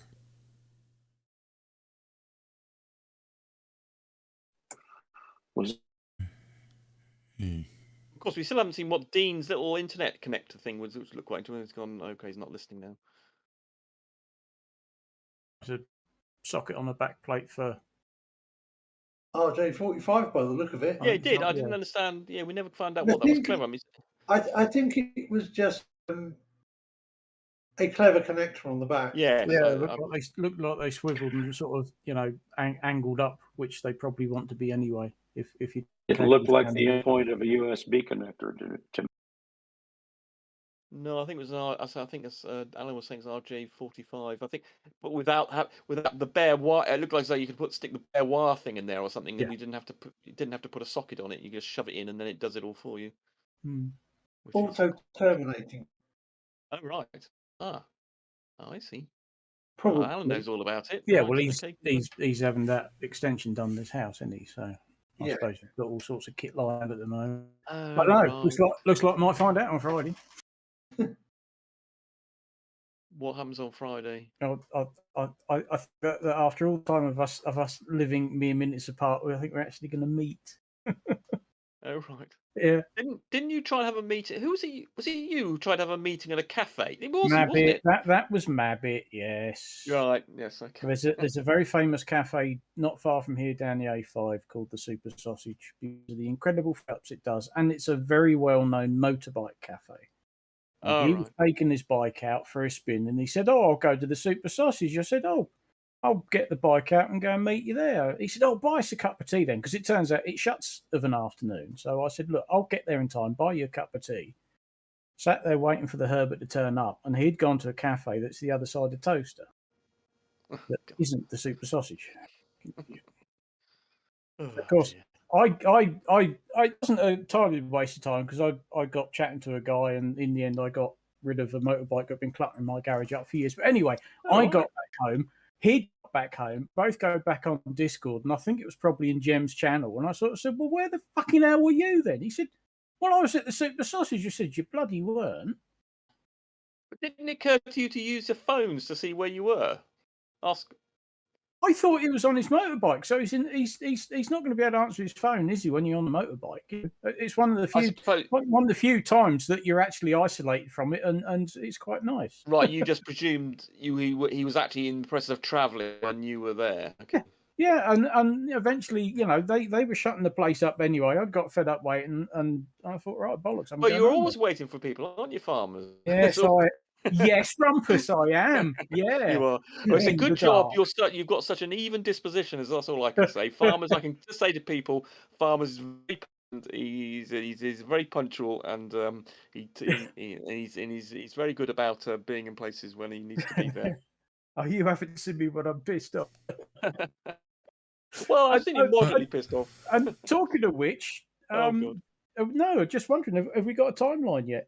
No, I haven't done that. I must admit, I've been a bit distracted over the last couple of months. I will be back on the case very shortly. So yes, obviously you will be one of the very first people to find out about stuff coming. I'm trying to make some preparatory videos just to set the scene for all this stuff as well, in which you feature, of course, and some of your pictures. So you will see up here, of course, the first to know if developments on this. And I've recruited a few more people. People like Betty's interested in coming. John Watson, who said he was going to come last year. But he's got a new job now, so I'm not quite sure if he's so interested in coming right. now. He was going to come down in the old camper van. You might approve of this, but the guy called Blood's Thicker, who's part of is a Bevite, who's desperate to come and join in. And he seems like one of the more reasonable guys. He wants to bring his son as well to come along and help, as well as someone else who wanted to come along, as well as some other friends of mine I've got to come along. So I hopefully will have another, 4 or 5 people. Which means you weren't there on the last test we did. Poor old Andrew and WS trekked for 6 miles as we tried to do stuff. My God, they were shattered. But so yes, and their complaint was, particularly with all the extra jobs I've given them to do with this thermistor testing, they were saying they were completely, busy like crazy trying to do stuff as I was shouting at them down the on the phone. And so yes, and we got, and I think you've always made the point we needed lots more people. Well, hopefully, because they were going to get more people. Good. Anyway, you'll be kept fully up to date. Have you been back? I've got George, of course. George is threatening to come up. Sorry, Blue. Have you been back out to see if everything survived through the winter, or? No, I haven't. Some of it's stocked away, some of it's not. So no, I haven't been back there yet. It's for various reasons, I've been rather busy doing other stuff. It's not, to be honest. You'd be lucky to pick a day when the weather's suitable to take a trip down there anyway. I mean, it's been Indeed. Some of the last weeks we've had 4 seasons in one bloody day, just as the song goes, So absolutely. Yeah, so we've got, just in case you missed that, we've got George is threatening. Oh, of course, I'm telling you, of course, you've I think you and him are having some sort of agreement, aren't you, or something? He's coming to see you. In fact, that was not. Perhaps I'm misunderstanding this. I did offer to put him and Khan up. Oh, you did. Sorry, I thought Farmers did. Sorry, I got this wrong. Well, I'm only an hour from Welling. Of course, and Alan. Of course, I'd forgotten that. Sorry, Alan, I've forgotten. Of course, Alan has also expressed interest in helping as well and being there. Alan's closer to bloody Welney than we are. I know he is. And sorry, I've forgotten that Alan is also. Part of the country to start. Indeed. So yes, I'm sorry, Alan. Sorry, Alan, for being so rude there. Yes, of course, Alan has also expressed an interest. So another person who can assist out there. My big issue is getting there because I'm now reduced from having a car having 4 wheels that do 5 miles an hour. Yeah. Yeah. So that's obviously not so good. Yeah. Well, I'm sure between the whole gang of us, we can work something out. You'd have thought so. Yeah. There's a guy called Andrew who's very local. He's within half an hour. And he's I can't remember whether he's southeast of it, Welney, by about 10 miles or something. Get me mum to come over. Somehow or another, Blue, I don't think we're near Mesquite, Nevada. I didn't hear all that GG little. Try it again. I said I don't think you broke I up don't again. think you. You keep on breaking up. Oh, break up, darn. We lose you after about 2 seconds. I think we're losing you. I think it's in the case again of the level. I don't know. Boybotting, I'm not. Maybe my internet again being flaky. The push to talk level is at 0 now. Okay. we got all of that last sentence. No, if Yeah, none of that if you one. tried to say something we missed. Hi, Chuck. All that was a Chuck. Yeah, we keep on getting. We get 2 words and it goes, and that's it. You seem to only get it. We only seem to be hearing you in 1 second slots, or 2 second slots. Damn. That's how I've been Discord. hearing you. It's 2 seconds every time, GG. It's Discord. My stream is all over the place. Yeah, so we've got Alan as well. Anyway, so there's another. So I think we might be up to about 14 people, 13 or 14 people now, and possibly Good, some 'cause more. that's probably what we need, to be honest, because you know Indeed. each station's going to want 2 people with it, and then you're going to have a fair crew on the bridge. Most are going to be bouncers, keep Bev and his motley crew out the bloody way. Yeah, and given the fact we're going to be there for sort of 8 hours or something, we might need to rotate this crew as well. Well, and all the... I mean, yeah, the guys down on the riverbanks ain't so bad because, as I demonstrated, if not the first time, but if you come prepared with everything you need, and particularly that very last station, that's probably I'd probably say, well, I'll have that because you can drive quite close to it, or ish. Yeah. Well, yeah, it's about half an hour to 3 hour walk to get from the. Well, actually, to drive to the it's amazingly difficult. If you want to actually drive, the people there's a road you have to go along that takes about 15 minutes to get from off the road to another sort of side road, and then there's a 3/4 hour walk to one of the stations, and there's another long 3/4 hour walk. It's just it's a bit of a faff, isn't it? It is a faff, and I don't think I've ever been able to visit more than 2 stations, unless I was on my bike occasion. I was cycling. I think a Farmer's Boy saw me doing this, and he claimed that when I was cycling back, that I just looked as though I was stationary, just wiggling my legs around. There's a bit in it's Monty Python's Holy Grail, and when is it Lancelot's going to attack the castle? Yes, that's right. And he's running, and the guards look at him, and he's running, and the guards look at him, and he's just running on the spot. Yeah. And every time they look at, he's just running on. That's what you look like. It's like he's not fucking getting anywhere. I was trying really hard. I know you was, but it was foreshortened so much, and you was covering Indeed. such a distance. It's like, and all I could see was a bloody light anyway. It's like, is he actually doing anything? It's amazing, isn't it, how distance, when you see the pictures of George running around his lake, you don't realise these distances. I mean, I didn't appreciate this at all when I first did this, but 6 miles, when you're looking at 6 miles, 6 miles away, it's really weird, and things coming towards you, they just don't move. No. Just don't move at all. And things it's a perspective. The foreshortening's just incredible. We've got a picture of 2 bushes that Farmer's Boy was actually looking at when we were trying to set up one of the posts, and it looked as though he was looking at a bush that was just we were just behind this bush, is obscuring our target, and he was saying, well, you need to get the other side of this bush, and that was a 500-meter walk, and it looked to him just like another side of the bush. It's extraordinary, the foreshortening.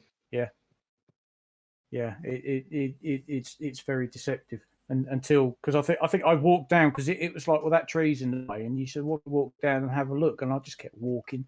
It's like, it's not getting any bloody closer, It's amazing. You forget that you are. I mean, what was it? 6 miles between the 2 bridges, isn't it? I think. Yeah, more than that actually. It's surprising. I didn't appreciate when George was doing all this stuff 6 miles. I was just thinking, I'll just go from there to there. But 6 miles is a long way. If you've got to walk there, I couldn't. But I then realised just how important that cars were and transport. Because when you've got to cover 6 miles just to do from one part of your experiment to the other, that's if you had to walk that thing, that's virtually that's sort of, if you're walking 2 miles or 3 miles an hour, it's 2 hours just to get from one end to the other, and that's it's so suddenly I cannot physically get from one part of the experiment to the other in one day, really, and then do anything useful. So you have to have everybody in station from the start, and then they really can't. Then if you're going to circulate people, you need to have them.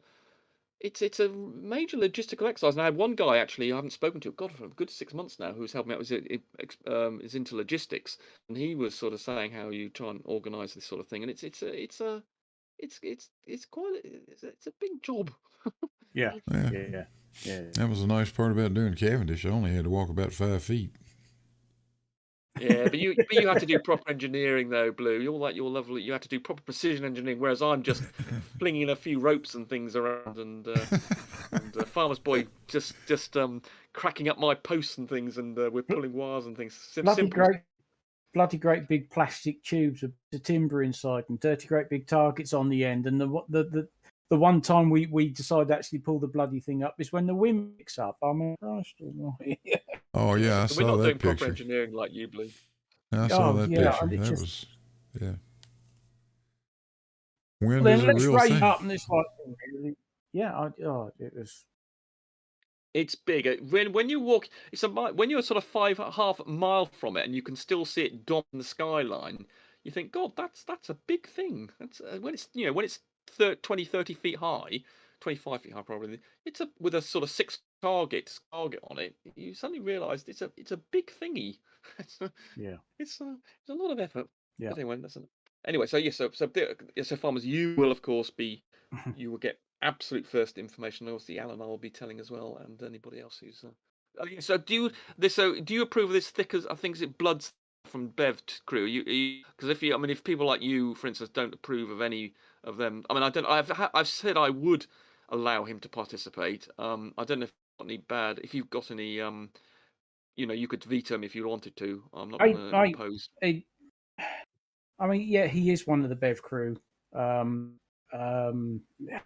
What can you say? No, I mean, yeah, if he's genuine and he wants to turn up and help, and He's bringing his help, son, which made me think he was being, Well, maybe then. Yeah. I mean, I've already said why yes not? to Brian Mabbitt, but I know Brian to some degree, and obviously you were prepared to talk to him and meet him, so you can't think too bad. And I did actually meet him. Oh, did you? All right. What's he like in real life then? Well, Is he okay? He seemed so. I mean, we didn't talk about flat Earth. No, Jose's show had just started, and he came in and said, "Could I do him a favour?" Because I think this was just before Christmas, and it was Friday before Christmas, and there was a place here in Silverstone they'd ordered a supercharger from, and they were shutting that night, and their guys couldn't get down there. Would I mind ever so much popping out to this place and picking it up for him? Well, yeah, of course I will, because it's what you do. Can I do you? Of course I do you. So I turn up, make myself known, and they hand over a box that's got a brand new supercharger inside. And then I said, right, we'll meet up at the cafe that you went to last time, not the Super Sausage, at Jack's Hill. I'll meet you. I'll meet you there tomorrow, and in the car park because the cafe was shut. And said, yeah, we'll just meet and I'll give you the supercharger. So yeah, I met him, spoke to him for a few minutes. He seemed perfectly normal, but then we weren't talking about flat Earth. So yeah, I remember now you had met him. Yeah. So yeah, I've already agreed that he's going to come along, but I'm not sure he's helping. He's more of an observer. He wants to see you jump in the river. He does want to see that because he's convinced that this whole thing is going to prove that the Earth is flat, and you're going to have. And you said that if it shows the Earth is flat, then I'm getting wet. Yeah, indeed. And he wants to see you get wet. If he does, there's a case. You see, there's someone who's really genuine. He really believes the Earth is flat. He is. I'm not sure he's religious actually either. So there's a guy. He's quite successful in life. So there's a case of someone, but he's very obviously we know he's very vehement. But was it water finds its own level? I think favorite phrase. And he's adamant that we're not going to find any drop.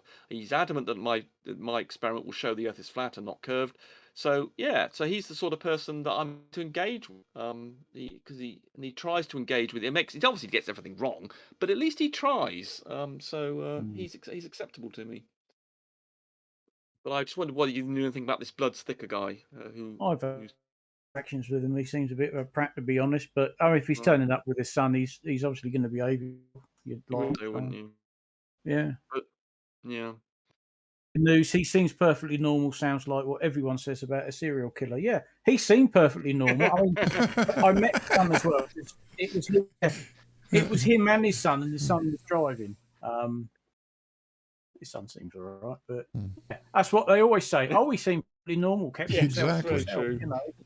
Yeah. He kept himself to himself because he was busy burying the bodies under the house. That's yeah, they always keep themselves, but they seem not perfectly normal. Spends all of his time extended the patio. Yeah, all his time was spent in the basement building that bomb they put in Walmart. Yeah. Yeah, so exercise farmers, with- if you find the blood stick, if you catch something for some reason you find he's spraying No, or something, please let me know. I mean, you know as well as I do that as soon as anybody gets a sniff of the weekend this thing's happening, then a certain crowd are going to be there, aren't they? Yeah. You know that. Yeah. To But turn then, up and there's well, nothing I've else got to you, be a farmers. pain. I've got you. Well, okay, you might be on that 4th station. I might have to come and get you to come down and deal with them. Although George keeps on saying he makes threatening noises, although he's It's George who's going to sort them out. yes, mate. actually, George is super determined. Well, I think it's because he's going to come over here, £1,000 flying over here and bringing along all his kit and also helping out and doing his own observations along with ours. Then he's determined not to be wrecked by Bev. Yes, he's quite. But I did assure him. It seems as though Bev, although he's an obnoxious wanker, he doesn't seem to be a sort of physically aggressive obnoxious wanker. So I think. Are you kidding? You're nearly twice as tall as he is. Well, yeah, no, he's not that indeed. short, but he is. Yeah. No, that's RH. that ain't good. RH in the chat says. Well, of course, I was the one who says you guys are the judge of normal? Well, as I was threatening. I told him something. I was, might Bev really annoy me. I might sort of, not get. If he was trying to get in the way or something, I might get physical. And Blue was saying, "No, don't do that. Do restraining." And then Blue was telling me the other day or something. He was so annoyed with him, throw him off the bridge. So I think we can. Our opinions can change over time once the situation is being particularly annoying. I have a question for farmers. Oh. Do flurfs have an equivalent of NFN? Of what? NF what? November, Foxtrot, November. That us people from this county have on their medical records. Not from Norfolk. No, normal for Norfolk. Normal for normal for Norfolk. That's it. Yeah, actually, now you mention it, yeah, that's a good point. I don't know. They ought to. It'd be normal. Normal for Nevada. NFF, normal for flurfs. Oh, we heard that. With GG, we heard all of that. Yeah. Oh, you're gonna love it. You're gonna love it, Rumpus. You're gonna love it. Somebody in the chat is asking if you would describe your test. Oh my God! Really want me to go and? Oh God! All right. If you want to indulge, yeah, it's basically. I'll be super concise as Lael thing. Basically, we're just testing drop. That is not a change in elevation over 6 miles, and there's this area called the Bedford Levels where Rowbotham did his test on the curvature of the Earth, and he published in the Zetatech Astronomy, and is much quoted by all flurfs at the test of the Bedford Levels. And he did it by doing a measurement from very close to the water. We're not doing that. We're getting up about 15 feet on a bridge. We're looking over a distance of nearly 6 miles, 8 kilometers, and I'm checking on the drop. That is the difference between the curvature of the canal and the horizontal using an auto level. So we're looking through an auto level, and then we're putting 4 stations every 2 kilometers to 8 kilometers, and then we're raising up these big targets, these massive targets, 6 foot in size, on these 25 foot poles, telescopic poles, and then we're raising them up to horizontal. So when I look through the auto level, we'll have a line of 4 targets, all in a line, on the horizontal for the auto level, and we'll see how much we've had to raise them up and see whether we have to raise them up different distances from at every position. And if the distance we've had to raise them up, we'll know what we'll measure that. We'll also allow for refraction because we've also got some thermistor arrays to measure the temperature gradient, and then we can see how much we've raised them all up at these different distances, and hopefully that will form a curve.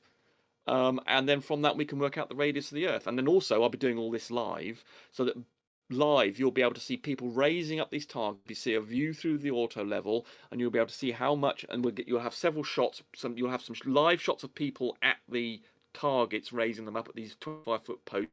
You'll also be at the same time in the other you'll be able to see me looking through, raising it up, and there can be no accusation of us sort of bodging this or faking it.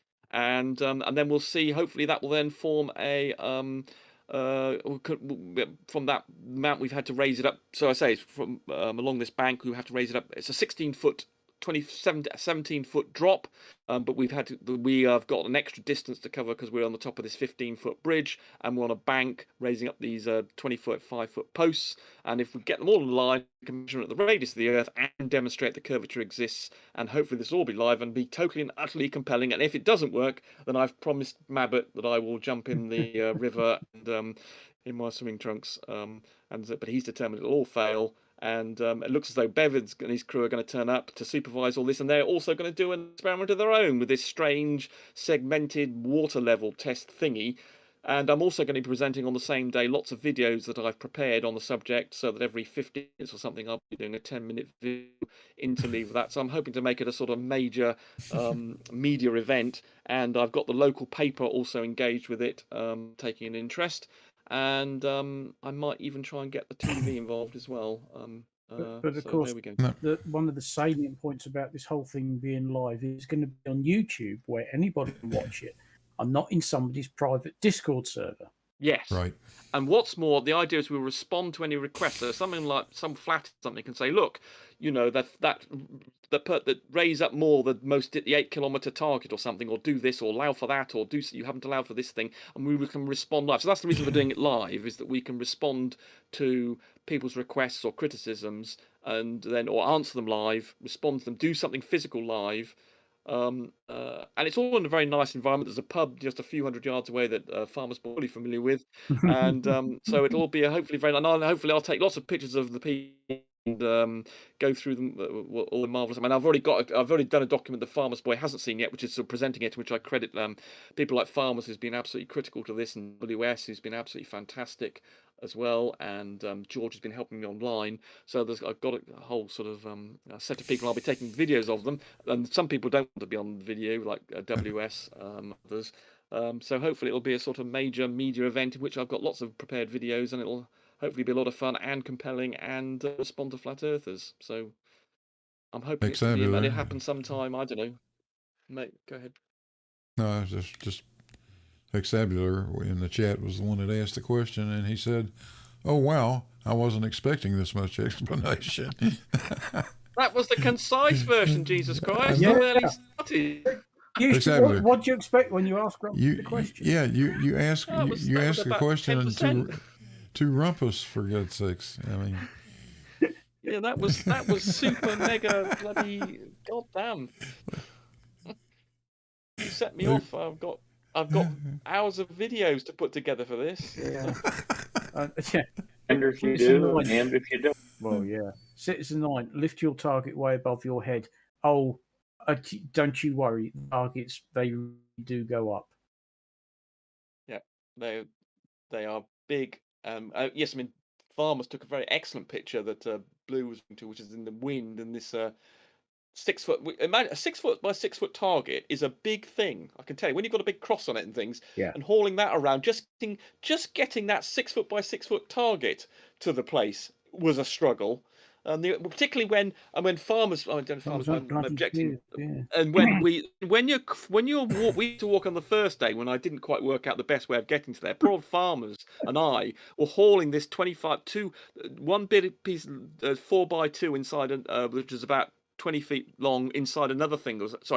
6 meters long inside another thing that was 6 meters long, and farmers and I were carrying this and blazing sunshine walking through 3 foot high nettles, and it was a real over ground that was like walking on some sort of rocky beach almost. It was so uneven. It was absolutely impossible to do. Blazing sunshine, carrying an enormous weight on your shoulders plus some other stuff on our hands, and poor old Farmer's Boy there collapsed at the end and had us all absolutely cripping ourselves. And he also performed the most balletic fall I've ever seen anybody do, that it was worth something on a skating rink or something. It was amazing. He just flung his arms out. I'd left my food back in the car, and all of this effort, my blood sugar levels had dropped, and I just passed out. Unfortunately, I fell flat on my back on some very soft grass, and I knew what was happening, but you can't do anything about it. You say, hello, I'm going, and then I'm gone, and all of a sudden there's all these guys going, oh my god, are you all right? I'm going, yeah, I'm fine. Has somebody got something to eat? I mean, it was just beautiful the way you were perfectly straight, and then you flung your arms out like a sort of ballerina, and then you then fell backwards, perfectly straight. Didn't sort of collapse at the knees or anything. Just went perfectly backwards in a nice arc, and with the arms out, as though he was performing some sort of practicing ballet And I knew with his eyes exactly closed. I knew exactly what was happening, but you can't do anything to stop it. You can feel yourself going, but it's just no. I'm not in control here. Your body's just sort of said, "You've had enough, mate. Just pass out here." And one of the team who was there was a vet, and he knew something about what. And we were all then concerned about Farmer's Boy walking back. Put on WS, who was a bit tired and exhausted as well at this point. Then he took Farmer's Boy back and supervised where myself and this other guy Nigel was finishing off stuff. But we were all, my God, my back was absolute agony throughout. It was just it was one of the most exhausting things I've ever done, and that was just getting something from A to B. I've actually going to do a video on what you need to. I've actually done a video last year on the equipment that you need to do, and I've got laid out on my lawn in my back garden some of the equipment you need to do it, and it's just extraordinary what you need to do something like this. It's not something I quite realised, of course, but I think Farmer's Boy, being an engineer, building stuff, was probably a bit more familiar with what required. But it took me a bit more. God, there's a lot of stuff to do and build and cut and God knows what. Yeah. Actually, probably more woodwork than Blue in terms of actually quite the size of stuff, but it wasn't precision work like Blue's stuff on Cavendish. No, it wasn't proper carpentry like Blue did, was it? No. I mean, that was I that's not just carpentry. I mean, that's a work of art. That I did have to use a router though to do some of the stuff that might not have been very to generate some of the stuff. I had to generate a router, do all sorts of clever things. Well, I thought they were clever anyway, but Blue probably thinks they're a bit mundane. I don't think you need a high level of accuracy for what you guys are doing. Indeed. No. No, I do need to have this measurement, and one of the things, for instance, one of the things we've got is you've got measuring tapes. I've got to measure the height of these things. I'm trying to align all these posts to make them perfectly vertical, and I've got these internal tape measures and things to try and give me to try and get I'm trying to get an accuracy of about, I don't know, about 2, 3, 4 millimeters to the height of these things, possibly not allowing for the bend in the pipes and things, and so that we're trying to measure the height of these targets. Yeah, possibly a centimetre if we're lucky, I suppose, accuracy. That's all, so it's nothing too precise. Oh, I think you'd be incredibly fortunate to be able to get within a centimetre on something that size from that distance. Right. Yeah, I think probably. Well, I was thinking I don't know what sort of I'm just talking about the measurement. Yeah. So for instance, I have to measure the base of these posts. I've worked out using an auto level how high these things are above the level of the canal next to them. Because the whole point of this, the reason I didn't explain in my concise summary, you have to have, the whole point is you're measuring obviously the object exercise, obviously, to measure the curve of the Earth. We're then saying that the canal matches the curve of the Earth, but to do that, of course, you have to have still water. Yeah, your water level is the canal. Got it. Yeah. Yes, and that we're saying that matches the curvature of the Earth. Right. So then which it does indeed. Yes. So I'm just going through the logical process of what shape of the Earth follows the water level. So that's why you then need obviously a body of water, but you then also need a body of water that's level and not flowing. You also need a body of water in a straight line, and this is one of the few places, perhaps this is the not quite so concise version. You need, because we're doing this optically, we obviously need to be able to see all of these targets all at the same time. And there is only a very, very few places in the country where you've got a 6-mile view on a body of water that's perfectly straight, that's not flowing. Those 3 criteria. That's not obscured by a bridge as well, over 6 miles. And if you put that 4 criteria in, I don't think there's anywhere else in the country except where I'm going to that does this. Here's an excellent question from the chat. Chris, in March, how come all the photos of the moon are in black and white? Come on, NASA, give us a color one for a change. What? Lunar eclipse goes red? No. He says. Well, so what about all the colour photos they took when they went there? Well, I was going to say, now if you take the lunar surface itself, of course, It is a bit grey. actually got any colour. Yes, it's a bit grey, isn't it? It's a uniform grey colour. So, yeah, bit tricky there. And of course, the sun is white, so the only reason it looks yellow is through the atmospheric Well. effects. And if I think presumably if the sun is directly overhead, presumably it does look white. I think it's obviously more coloured. But blue, he spelled color with a U. Excellent. Well That done. is the correct spelling. Yes, that is the correct spelling. Chris Enmore says Chris Enmore in the chat says I'm joking. Yeah, I thought you probably were, Good. Chris. Well, We're just you having can a never little fun. tell. Sometimes people just come in and ask silly questions. Well, yeah. It's a legitimate question, I guess. Well, we did have ask and receive came in earlier on, obviously fresh from Bev's hangout, and just said that Rumpus is never going to do his test. And it's like, yeah, whatever, mate. Yeah. Oh, sure. It's. I want to do it properly. I mean, we could have done it last year just about, but it wouldn't have had any preparatory videos. I wouldn't have the farmers wasn't available on the final. I think I needed as farmers are saying we need about 10 people. I only had about 6 or 7 for the final. It got too cold last year.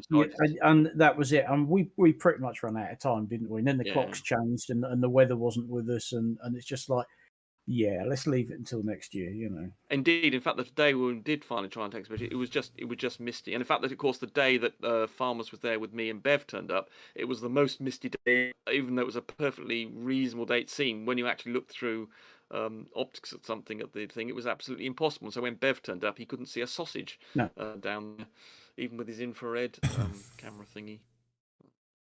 Yeah, so you would be lucky. It's a matter of waiting for just the right conditions, isn't it?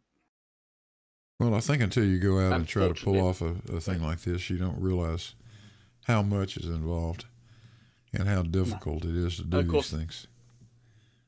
And of course, thanks to Blue and Farmers suggesting looking at the nearby airfields that give you a visibility rating of what's going on. They say it's something like 10,000 meters visibility, that I can now sort of ahead of time now actually go and look at these nearby sites and then say, all right, this is probably going to be a good day. If you had several good days like that, and then you think, okay, next day hopefully that'll be good as well. That's right, because there's an RAF base almost on the bloody doorstep, isn't it? Well, yeah. Good So old that's a big Marlin. help. Yeah, good old Mara. Yeah, and they'll have an And automated Lake weather Nick station. and Hall. Yeah. So are you going to do any more stuff like Cavendish Blue, or are you woodworked out? Oh, I don't know if there's much else I'm interested in right now. Bev claimed you were going to do a test this. I was a bit surprised. Bev, I happened to catch something on his thing yesterday or day before saying that you were going to do some sort of new test this year. But obviously he's made this up, has he? Oh, he's constantly making up bullshit. Okay, no, I've got 2 things. I got two definitely very good sets of measurements that I can go to. One's LIGO, and the other is Lake Pontchartrain. That's all I need. Yeah. Yeah. Doing them again doesn't do any good. Do it as many times as you like, but I mean the data is the data. It's there. Yeah. You want to say no, that's not it. That can't be right. Huh? I thought I heard a rumor that you might be doing a Foucault's pendulum. I've talked about that, but I've yet to find a suitable place to do it. Could I just respond to a question in the chat? 2 Left Thumbs is asking, how are you making the targets at a fixed height relative to auto? Well, we're not making them a fixed height. What we're doing is we're looking through an auto level, and so through on the bridge at Welney, we're looking through an auto level, and there we horizontal graticule, and then we're raising the targets up until the targets match the horizontal. So in other words, we then know that those targets are horizontal to the bridge at Welney, or the auto level, the observer's view through the auto level. We then know that this target is at the horizontal to the bridge, and then we're going to have to see how much we've raised up the target to see, oh, look, we've had to add on another, I don't know, 17 feet, I'm predicting, to make it horizontal with the, in other words, raise up a target by 17 extra feet, which is, in other words, I'll be able to then point at this 17 feet and say, look, this is the curve. This is the curve we're all talking about here, pointing there. That 17 feet is actually the drop due to curve. This is the curve there, and we're at 8 kilometers. This is the distance that the ground has dropped, matey. This whole 17 feet thing of it. And that, hopefully, because it's on a grand scale like that, that's the sort of thing that will potentially have some impression on flatties. Whereas if you're just showing them a few inches, they are, well, that's just some sort of error or something, or could ignore that. But when you're looking at 17 feet or so of drop, that's not something that even a flatty can ignore out of hand. And and this hump and drop thing, I really, Gadget, I mean, I've explained this numerous times in diagrams, but I'll just quickly do it. I mean, like anybody in the panel could do this, but the drop we talk about is not an elevation drop; it's a drop from horizontal. So that's one thing. Think of it like a tangent. If you have a sphere, I could share a diagram, I suppose. But if you imagine a tangent, if you imagine a football, a sphere, and you put a ruler on the side of it as a tangent to that sphere, you could then say, "Oh, look at this gap between the ruler and the side of the football." That's what we call drop from the horizontal. A hump is the distance above a chord line. Now, hopefully you know what a chord line is. It's where you draw, you can imagine a line on a sphere, so a football, you can imagine drawing a line between one point on the sphere to another point on the sphere. And obviously that, if you were to draw that line together, it would go through the body of the sphere. So these two different lines, one is a tangent and the distance between that and the surface, and the other one is the distance between the surface and a chord line which goes underneath. So you can have both. The idea that there's somehow, which is the SE Montreal and Bev thing, who thinks that because you can't have drop and a hump. Yes, you can, because they're two different things. They're two different lines you're measuring. And perhaps when Blue has an official drop and hump day on here, we can perhaps go through it. But it's relatively simple, really. It is. I just refuse to pay attention. Yeah, I mean, you do wonder. I mean, I'm sure if I gave them a football and said, right, look, this is a chord. There's what you can call hump, although the ball is obviously not got a hump as in the normal everyday sense of the word hump. It's just the distance above a chord line, and then there's this to have a tangent to your football. I mean, if I did it with a football, I think they might, if they didn't have that, because they just wouldn't engage in. Perhaps I'm doing a full explanation of it. I'll start off with a football, and then they will possibly think, yeah, that's obvious, isn't it? And then suddenly, then just like the Earth, then presumably they'll kick in with their bias and then suddenly reject that or something. I personally think you're out of your mind. I think that if they don't understand it now, there is nothing you're going to say that's going to make them understand it. They are too stupid to understand it. If it isn't absolutely clear at this point what we're talking about, it's hopeless. There's no point in talking to them. Citizen 9, yeah, but I didn't realize, if someone's winding me up, I think that question, though, Citizen 9, is something that Bevites and SE Montreal say all the time. I didn't recognise who asked it. So yes, so Citizen 9 is just saying someone was having a bit of a wind up there. But that's a question that they do ask. So I didn't recognise it as being a question. Yeah, they ask that all the time. So it's a typical. Yes, it's a typical question, Citizen 9. Yeah, yes, Bev. How can you have both? Yes. Yeah, draw a chord line through there, and you've got a hump-looking thing. Yes. Do you see that on the Earth?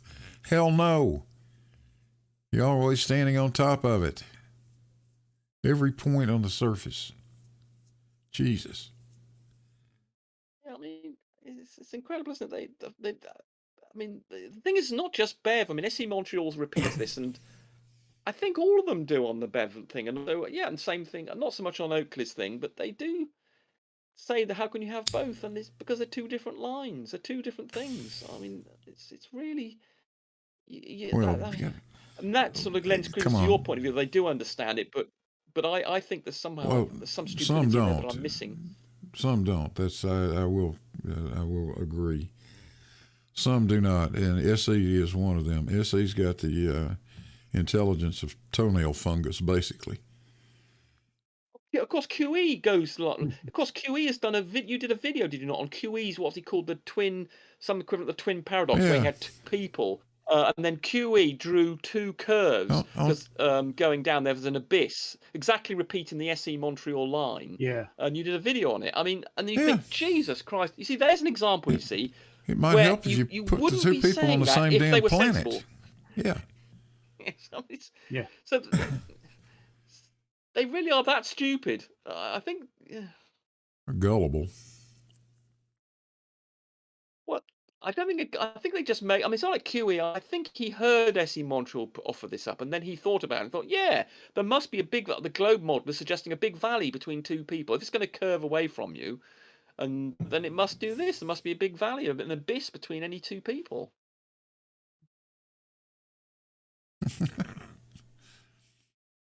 Someone else question, Carl. Oh, it's Carl. Who do you show might have raised the poll? I'm not quite sure I understand that question. We raise the poll and we measure the height of the target above the water level where it is, and therefore we get a measurement above the water level at the point of where the target is, and we know that the same water level at the observation point, and therefore we can then work out what the difference is, and then say, right, therefore this is how much we've had to raise it up relative to the observer point. How exactly? I'm going through this in some videos, hopefully making it clear. Yeah, I'd like to see exactly how you're doing that. How are you getting the height of the target above the water in the canal? Yeah, it's surprisingly involved. All these little details. I mean, this is what was annoying about Jose yesterday when he was saying my illustration of what drop and the horizontal and what's the point of a diagram that demonstrates it doesn't have a practical thing. There is a huge difference as Blue is being an engineer. Farmer's boy being an engineer knows more into it. There's all one thing having a theory which you describe a principle or something, and there's a completely different issue when you actually want to do an experiment or a piece of engineering to do a job. Those are two completely different things, and you don't want to get involved in the engineering of doing a test, an observation, or an experiment in the explaining a principle. And that's why I don't know whether Jose, yes, just being a wanker, just to sort of be a wanker, as a sort of a bit of fun on his part. So here's the point he was making there about why my illustrations are not practical means of testing. And no, they're not. They're not meant to be. That's just something else you do to do a test. You have to then. So indeed, the intimacies of doing these little things, as Farmer Boy knows of being there, is quite involved to do with these stupid little things like just measuring the height of something. Yeah, very. Just how much time it takes. It's surprising. Even nowhere. Yeah, it's and just even the measurements and what you have to do measure thing is surprisingly involved, and I will be indeed going into some detail with that. I've already got some videos of this of doing this sort of thing. I haven't more to show off, but indeed showing you that in some detail, Blue, to the point you'll probably be fed up with it. I'm back. Hey. Yeah. I'm really verbose. Be succinct but verbose. Didn't hear the. Do you say succinct then? Yes. Yes. Be succinct in your verboseness.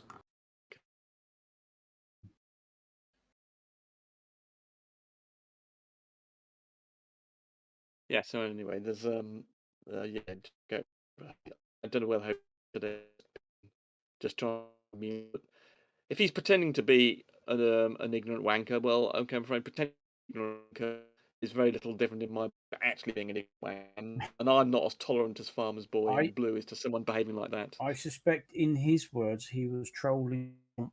Yeah, indeed. When I don't tolerate that, behave like a stupid moron. I'm going to treat you like a stupid moron, a willfully stupid moron. Then I'm going to treat you like one. I don't. If you want to play a game not to you. Then I have to behave badly as if you're going to behave stupidly. What is a responsible troll? Being a twat, as far as I can tell. Carl, all of the point of this test is that all of these targets are strung out along the riverbank. When you view the level at the bridge, things are made in such a way that all the targets will appear to be on the same. They're horizontal. The point of view from the bridge. But of course, the further away from the viewing point you go, to get them up, they've got to go increasingly higher and higher and higher. So when all 6 targets are lined up through the auto level we're using, and each station will go, right, my target's it's such and such meters high, the next one down's higher, the next one down's even higher, and one, the very biggest one will be, 35 odd feet plus. So you'll be able to say, yes, from the point of view of the bridge, they all be in nice and level and horizontal, but actually they're all getting increasingly higher from the riverbank and from the river. Right. The very part of the test that Bev refuses to run. Correct. Him and his silly bloody water levels. He won't get a water level of sufficient with more than a point and view down it. He refuses to do that, and I think he refuses to do that because he knows what it will show. Yeah, I'm absolutely convinced of that. You absolutely cannot define an arc with 2 points. That's not possible. He thinks he doesn't want the optical thing because his excuse is that refraction gets involved. I think that's a manufactured excuse. Well, refraction helps him, even though, not the other way around. Yes, refraction helps him. But he regards it as interfering. It affects the validity of the experimentation because it interferes with the accuracy, whether it's in his favour or not. That's his line. That's what he would say. I think if he could put it as I did. But of course, I think that he doesn't believe you need to use optics is because he has actually claimed that he uses level and the water level, the distance of 50 meters, found that the auto level and the water level agree that over 50 meters that the water level is horizontal. And over 50 meters it would be, wouldn't it? Of course. Stupid goddamn moron. You're not going to see it. And so because he's established that a water level is giving him a horizontal. So from that point onwards, he's then saying, oh, well, I don't need to use the auto level anymore. I've established my water level horizontal over 50 meters. Therefore, established will be horizontal over an infinity distance. I have a question. How could he establish that optic? Question. This is the point. He's just got extending. He's just because his instrument can't detect any difference over 50 meters. He's then in his head said, I've established a thing over 50 meters. Therefore, the same will be true for any arbitrary distance. But of course, it isn't because he doesn't understand that there's a limit resolution of the auto level, and that within a 50 meter drop is actually less than the level can measure, and therefore it's only when it gets further and further does the difference become apparent. But that explaining maths to him, and he can't cope with maths, and he can't cope with errors. He doesn't know what resolution is. He doesn't know what accuracy. He doesn't know what margins of error are. All he needs to understand for surveying, which he doesn't understand, he thinks, okay, I've done this. I've shown that that's equal. Therefore, it's equal for time evermore for any distance. What a more. Well, you're actually going to be doing it, Rumpus, over about what I think is the minimum distance that this becomes quite an obvious thing. When you get out 5 or 6 miles, there is enough drop, there's enough curvature in that arc that you can actually start seeing it quite handily. When you limit yourself to these 200 meter, 400 meter type observations, that is a tiny, tiny amount of drop. You could make just basic setup errors and fool yourself completely. Yeah, in millimeter. I mean, it's over. Was it? I can't remember now. Is it just a minute over 400? I think it's only a few millimeters. Yeah. So that's completely pointless to try and measure such a thing. Will allow for refraction in that as well. Let's take part of that away. So it's just a stupid. I mean, this is the actions of someone who knows nothing about, never read a surveying book, doesn't understand geometry, doesn't understand the concept of errors and errors, and what a bloody parabola is, and the fact that because you got a thing within with certain resolutions, if it's your measuring device, then the situation will change further on. I mean, with people like Blue and other people here have done a bit of engineering, cumulative errors are understood by them, but these people who are not really practiced in these ideas, for us, it's very difficult to understand why I understand it, but they just don't. So you have to simplify things. Blue, you said something really. You said something profound. You said you cannot define a curve with 2 points. So it so going on what Stingray said or was trying to get at earlier about a method of arguing, it would be a great example. Instead of telling somebody that, and this was for you, Rumpus, and somebody you cannot, for example, this is an example. You cannot define a curve with 2 points. Instead of presenting that as a negative, give them enough rope to hang themselves and ask it in the form of a question. How do you define a curve with 2 points? Yeah, let me be very specific about this now. If you're talking about a circle, yes, I can define a center point and a point on the circumference, and define a circle that way. That's 2 points. But what I'm talking about is an arc, a segment of a circle. That cannot be defined with 2 points. You either need the center point and the 2 endpoints, or you need the 2 endpoints and some point between them. I was trying to keep something very simple, though. What if we got a blind person to do Bev's test? How would he know what he's seeing if he can't see with his optics? What if you got a what? A blind person, someone who's completely blind. They say we can't use optics to do measurements. Well, this is a way we can test to see if that's true. If a blind person who can't use his optics can measure something, well, or although he's saying he's not going to use optics, he's going to use his eyes to check that these water levels in his tubes are the same height, or he's going to assume. Actually, no, you might be right. Yes, he's never actually described what it is that he's going to do to establish that something's doing whatever it is he expected. He's never actually said this. He's just said that these levels will be there. Okay, so he's got a level in one pot, and he's going to have a level in another one. He's just going to assume they're at the same level. I think, although possibly in his test, that's right, sorry, he's going to have 2 water levels, isn't he, overlapping one another. So he's then going to look visually whether the water level in one. Oh, but even then you don't. Oh no, he's never described a procedure. But obviously, I think at some point he's going to use his eyes to check that 2 pots have got the same level of water in them. But he's not in the sense of an auto level.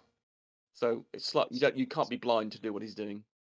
Yes, that's the etymology of optics. The ophthalmologist that's the eyeball. Something's going to be eyeballed. Yeah. But he's never given a procedure. He's never given a video or any description of what he actually measures against what to establish. I think it's all based on assumption. He's going to say that water levels are horizontal by definition. Therefore, when he puts 2 sets of water levels over one another, presumably he's then going to change the water level in one to the point where they've got the same amount of water in them. So presumably he's going to fill one up the same as the other one. So the pots at some common point are going to match, and then he's going to presumably find that he's got 2 shared pots, I think, and he's then going to say the other shared pot is also therefore going to have the same level, and therefore he's done it. Not realizing, of course, that his 400-meter series of 4 pots, each individual set of water level pots are not horizontal. He's just going to assume that, of course. This is where the problem is. I mean, it's because hello, guys. We can hear Hi, you. Carl. Hi, all. Hi, Rumpus. Hey, Carl. I have a question regarding my question or a follow-up. Follow-up. Sorry if I didn't answer you properly. No worries. My wording, I think. But maybe you need to be a little bit of the devil's advocate and think like a flat earther and kind of think about what they can kind of poke hole into. Absolutely. And there could be, if the earth is flat and you want to like cheat on your test, you might manufacture the different length of their targets, you might shorten them, right? So you don't have to raise them or longer them. You know what I mean here? Yeah. So in other words, this is why I want to do this live use, because the ones as Farmer's Boy described, we're doing them every 2 kilometers. So we've got 4 targets, 2, 4, 6, and 8 kilometers, and then you will be able to visually see, because we'll have a video stream from each one of them, although possibly the questions might be a bit dodgy. So you'll be able to see visually how much you've raised up the target. The nearby one will only be about 6 feet or something high, but the far distant one will be about 30 feet high, 25, 30 feet high, and that's not something we can fake. And if at the same time as it being raised up, we've got a simultaneous video feed through the auto level, you'll be able to see that the target and the target you're looking at. So you have 2 video feeds, one on the target, say the 8 kilometer one we discuss here, a video stream there how high it is, and you'll also be able to see this through the auto level, how tall it is, and you'll see where it is on the auto level, and then also where the near ones are as well. And so we won't be able to fake that. So there's no way we can, you can clearly see just from the way it's sitting, and also we have the tape measures visible on the thing, and you'll be able to clearly see that this one 25 feet up in the air, and the nearby one is only 6 feet in the air. So that's not. So it should be very clear that we can't fake that. You don't need to show that you have manufactured them to the same height, or is that different so much that it's Yes, it's so different. Yes, I mean, if you compare something that's 6 foot high with something that's 25 feet high, you can see that one is at the head, not high to the person, and through the auto level you'll be able to see the next to the target, and then the distant one you'll see this very long thin thing that's way above the sort of the water, and you'll also see a live stream of them next to it. And so there's no way we'll be able to fake that difference.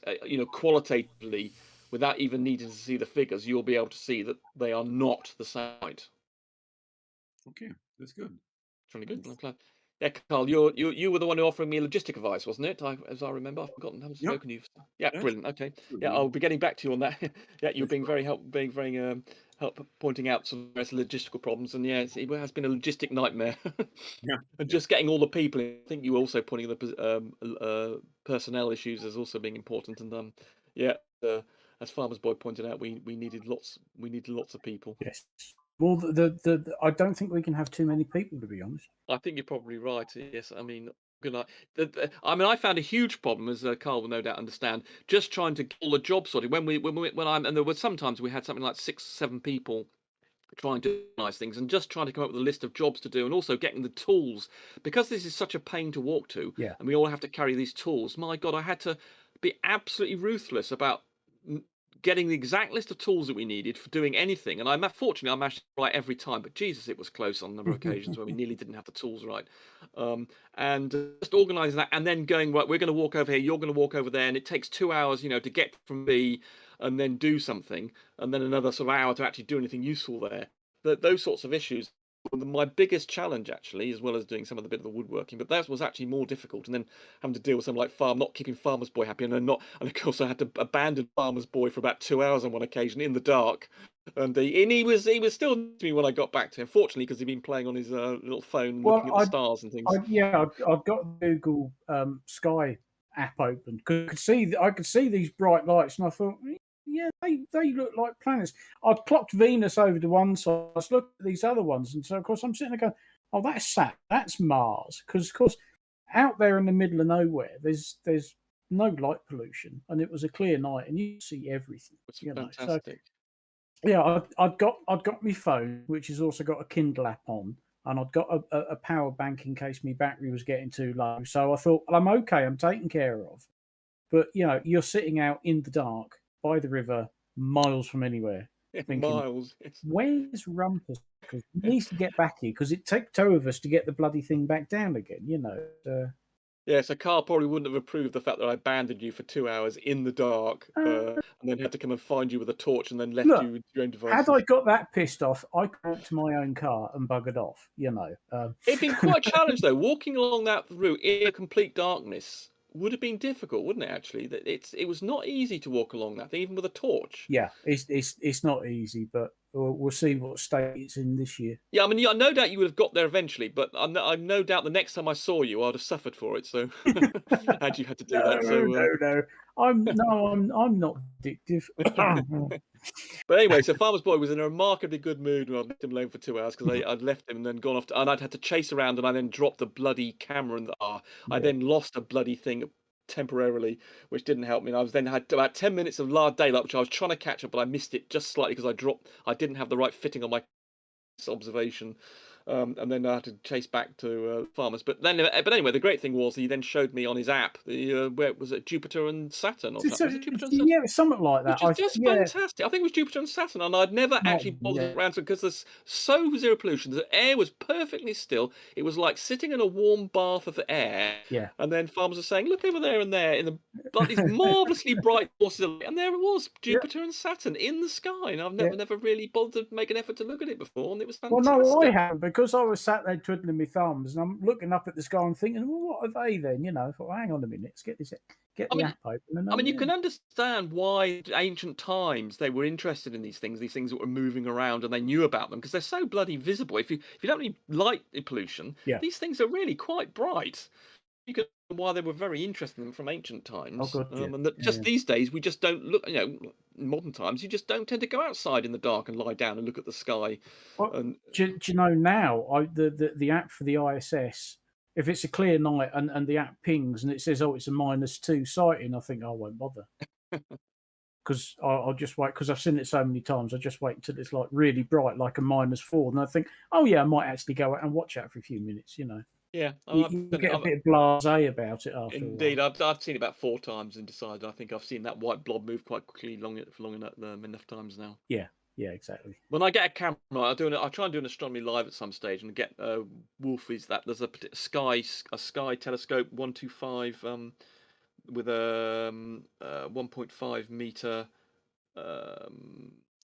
focal length, and I might try and do some automated work to produce some of the pictures. But then again, when you see the quality of stuff that Astronomy Live and other people have done, it's a bit late party now. But God, those pictures are amazing of ISS. So that'll be fun to do. But yes, just seeing a white blob move over has lost its fascination, but it's still quite good to occasionally. You do still every now and then at peak. I think, I'll go and have a quick look. You know, I have to go out into the back garden and wait for all the lights to turn off again.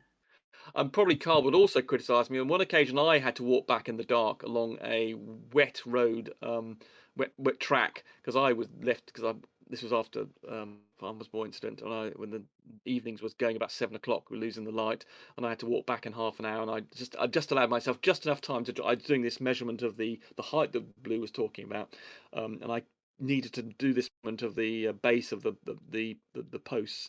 And I had to do it. I was just working so hard and just killing myself to do this, and unfortunately, had to walk half an hour. On another occasion, Andrew.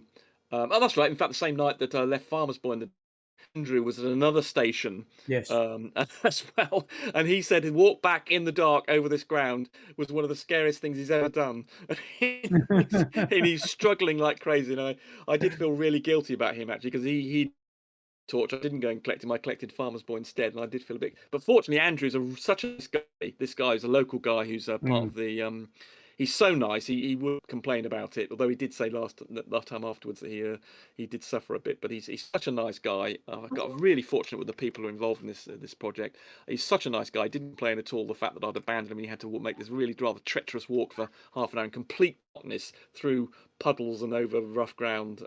When you can't see. I mean, there was one occasion, God, about 20 years ago, when I was coming out of work and we had a power cut and things, and I had to walk through a quarter mile walk from the building I had to go to get to where the cars were, and it was so dark I had to feel with my foot the side of the road. I had to walk along, and there was a horse something there. Yeah, it's so dark. I mean, when it's that dark, eyes just can't see. You can't see anything, and you hear a noise like noises in the woods and things of horses and things. You're saying, "Oh my God, it's just super scary." This poor guy, I'd done this to this poor guy for half an hour. He had to walk along, basically feeling his way along the side of his track to get home. But as I say, he was so nice about it, and he's such a nice guy. He didn't tell me off, so I'm very, very lucky with the people who've been helping me. But Two Left Thumbs has a question for you. Two Left Thumbs in the chat says, have you checked out permits, planning, permission? I don't know. Yes, I rang up the local council and things, and I did have to pay some money actually to well, I did. Yes, I got some mixture. But what I'm having to do, fortunately, is there's not a problem. But yes, I did have to just things like putting a table on the bridge that they're doing. They insisted I had to fill in a form for them. Yeah. So yes. I don't think they're too worried about what's going on down the riverbank. No, I don't think they are. But they were concerned about me putting a table on the bridge. Yeah. And I had to discuss that with them. But fortunately, I mean, the real setup of this place is incredible. As well as having this marvelous bank and the view and this straight thing, the bridge that we're making the observation from has got a super thick pavement, which means that you can set up a nice big table, and you've still got room for people to get past you. And of course, because this is it's also right next to the pub, which is another ideal thing. And there's a constant traffic of people going by. What on earth are you doing? This is quite a nice little bunch of locals. And so one of the things that's going to happen, I think, with this stream is they're going to get an awful lot of people asking, because I'll publicise it in the village as well. And I suspect there's a lot of people coming by, and I have to have a PR person, if nothing else, to deal with people's questions. Because when I'm trying to produce this possibly on the bridge, although I might get Fight the Flat Earth to help me do some stuff online as well. I'll be just so busy doing stuff. But I've got my system. Hopefully will be helping as well as other people. Hopefully it'll be my PR department and fending off questions from passers-by who get very excited. Actually, they think it's something quite interesting. And when you're measuring the radius of the Earth, you get quite a lot of interest. Actually, last time I sat there, you two were further down. They were down the bank. And I've got your camera on a tripod. I've got your auto level set up. I'm sat there in my chair, and just dog walkers and things are walking past and sort of going, "Oh, were you taking photos of the birds then?" No. They sort of explain to people what you're doing, why you're there, what we're hoping, blah, blah, blah, you know. Yeah, the birds getting away. Yeah, what exactly? More used to the idiots taking photos of the birds, though, aren't they? Yeah, and the other... I've got a lot of Twitchers down there. Yes. Yes. Yep. Oh, yeah. All the what they house martins, sand martins flying around. Yeah, a lot of bird life, and also a lot of interesting butterflies. Actually, they had my friend does an interest in butterflies, and he identified some strange yellow ones that were spotted on the way there that are quite rare. Well, and there was some fish life as well, and kingfishers and everything. What you don't bet, what you forget is you're sat there on this bridge, and these bloody farmers, and I'm going to slag them off because I'm not a farmer. My dad is, but I'm not. They go thundering past in their tractors at 30 odd mile an hour with a 10-ton trailer full of onions, as I think they were harvesting. They were onions. Yeah. And bloody hell, you think you're going to have everything over, you know, because there's quite a backdraft full of these damn things, and they don't slow down. The speed limit's 30. I'm doing 30 with a 10-ton trailer behind me, and everything's starting to move. And you think bloody hell, and then a couple of minutes later, another one comes past, and another one comes past. You think, I don't feel very safe. Those of us are not familiar with sort of farming communities. I mean, possibly if you're sort of in some Midwestern America, you'll use this. But there are fields and fields of crops. I mean, farmers know much more about this than I do. And there are places around there that are growing watermelons and also watermelons. And what's the other? I think it's just watermelons. And vast fields of these things. And there's all the rural tractory type activity. Yeah. It's very strange to what I'm used to anyway. It's very odd seeing all this rural farming, agricultural stuff going bonkers. And these farmers who run around very aggressively in very large things with large points on them, that if you were to crash into them, you would just be completely killed. But it's a bit unusual for those of us in this country, which basically is mostly urban, to have to deal with this environment full of just farmers going bonkers all the time. See, I'm quite used to it. I grew up on the farms. But even so, I sat there, and there was a few times they sort of, you know, when you got your back to the road, one of these comes herring past you. That's quite a, you know, you think, well, slow down, Buster, come on. Yeah. You know, that you've got a combined weight of sort of 25, 30 ton.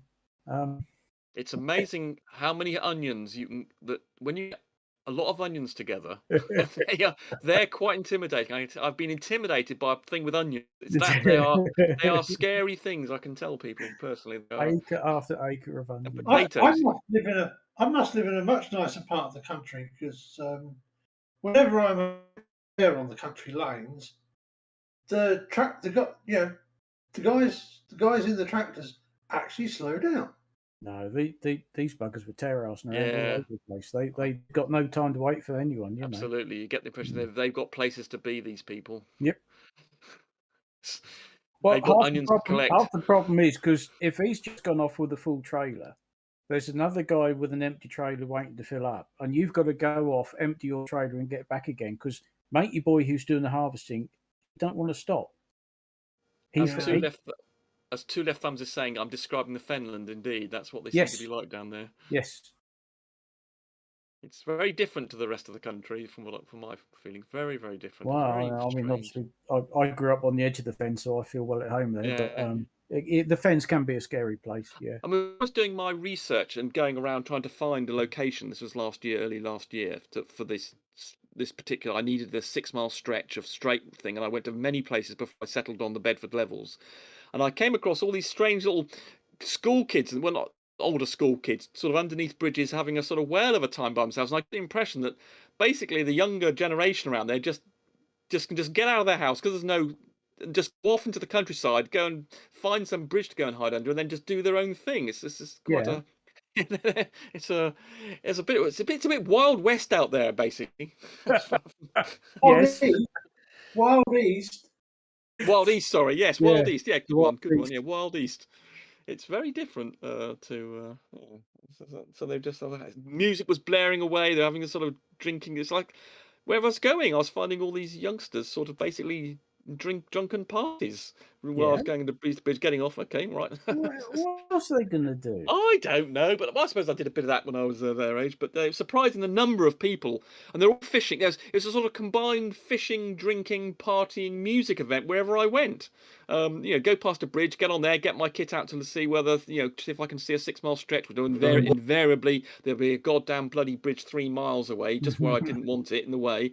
By going over all these bridges, I kept on meeting people hiding under bridges and basically having a little disco party or something, having a disco at one of them. It was the Wild East, as Alan puts it. It's quite very weird. But anyway, I did eventually, of course, I could have waste. It was all a waste. Well, I enjoyed doing it, but it was a waste of time. And then, of course, I should have researched why the bloody Bedford Levels experiment, why Rowbotham did it at the Bedford Levels, and there's a lot of very good reasons for it. No bloody bridges over something for 6 miles, and that's. Although there were lots of these straight drain, they're not canals. They're actually drains. So they do actually have water can flow through them, but normally they're shut at each end, and so they act like canals, but they're not actually canals. They're actually called they're actually called rivers. The name of them, the Old Bedford River, is actually the name of the thing, but it's actually a drain, but it looks like a canal. Yes. And there tend to be quite a few of them are 6 miles long. And if you've never looked, if anybody hasn't done that, if you look down something that's 6 miles long. It's a very strange experience to see this thing just disappearing off into the distance 6 miles away into a sort of point. You actually have to think that that's actually 12 miles in a straight line, because remember, Rowbotham did his 6 miles the other way, didn't he? Yes. Because the trees weren't in the way, and he did it before the railways came, so the railway bridge wasn't in the way. Yeah. Yeah, though I think he did it from I can't remember what it's called. Something's wall. Something's. He did it from the other end, so he was looking the same way you're looking. Yeah, but he only went as far as Welney, so I don't think he did double the distance. But he did the other section. He did the 6 miles the other side of Welney Bridge. Yes. But he was at the other end of it, looking back towards Welney. Yes, so in other words, yes, the total length is 12 miles, but he's picking on the 6 mile going south, and I'm picking on 6 miles going sort of northeast. Yes, but the length is actually 12 miles. Yeah. Yeah. That's the point. And the whole 12 miles is dead straight. It's just Welney was there, but the railway bridge that's halfway down to where the pump house is, the other side, wasn't there because it was before he did it before the railways came. And he did it on a bridge that's now been demolished. And I tried to find the history of that bridge, and I couldn't. There was a railway demolished in the 60s or something. That he actually did his observations from, but it's no longer there, which is a bit weird. And it was, I think, it was removed in the 60s as part of the beaching cuts or something else. But anyway, it's a bridge that he used that's no longer there, and there are bridges that are now there that weren't there. And as you say, he did it going the other way, but he did it over a similar distance to what we're doing, but he did it in the other direction, as you say. But it's a 12-mile run. If you wanted, you could, in theory, if the Welney Bridge wasn't there, in theory, and the trees weren't in the way, and that was, of course, the other thing, and as Farmers well knows, just finding the right position to put these targets and the observation point. That took us bloody weeks to work out how to do that. And at one point, I was crapping myself thinking I was going to have to move the targets onto the other side of the bank to get a decent view, but thank God by positioning. It's amazing how much difference this thing's so sensitive that just by moving 6 feet to the left you get a completely different view of these targets. It's just extraordinary with the precision that we're dealing with. It makes a huge difference over 6 miles. Funny like that though, isn't it? Sorry? Parallax is funny like that. It is like that, yes. It's amazing though. 6 feet left or right makes a huge difference over even 6 miles away. Sometimes I've been out with Mick and Rosie has been pushing me in my manual wheelchair, and I want to take a photograph. And well, of course, when I was able to walk around, fine, you can get, you might want to have the camera positioned to within half an inch to get all your sight lines right. When you're stuck in a wheelchair, tell you something, you've got to move the chair 2 inches left or 2 inches right so that you can then get the camera lined up. And they're like, just take the bloody picture, will you? Yeah, well, of course. I mean, in case people don't know, Alan is you're a professional photographer in some regard, but you're certainly an amateur. You've done a lot of photography. I have earned money doing photography. Right, there you go. So he's done a lot of this and knows done more of this than I have. I've been doing photography since the mid-1970s. So I was about 10 years old when I started seriously. Yeah, and you've got some very nice kit over you. Anybody notice? Gave you a very nice piece of kit. Okay. Yeah. Anybody notice that we've had a Gary Weibinger lurking in the Discord here? Oh yeah. Yeah. Okay, guys, I'm gonna leave you. Nice talking to you as always. Nice and listen to the. Nice, Carl. Quick question, quick tips. You have probably thought about this, but some cheap headlamps and walkie-talkies will get you far.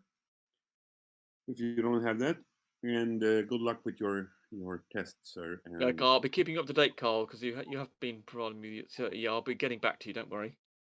Bye then. Bye. Bye. See you, Carl. Take care. So you want to talk to us, Gary? Got anything to add? I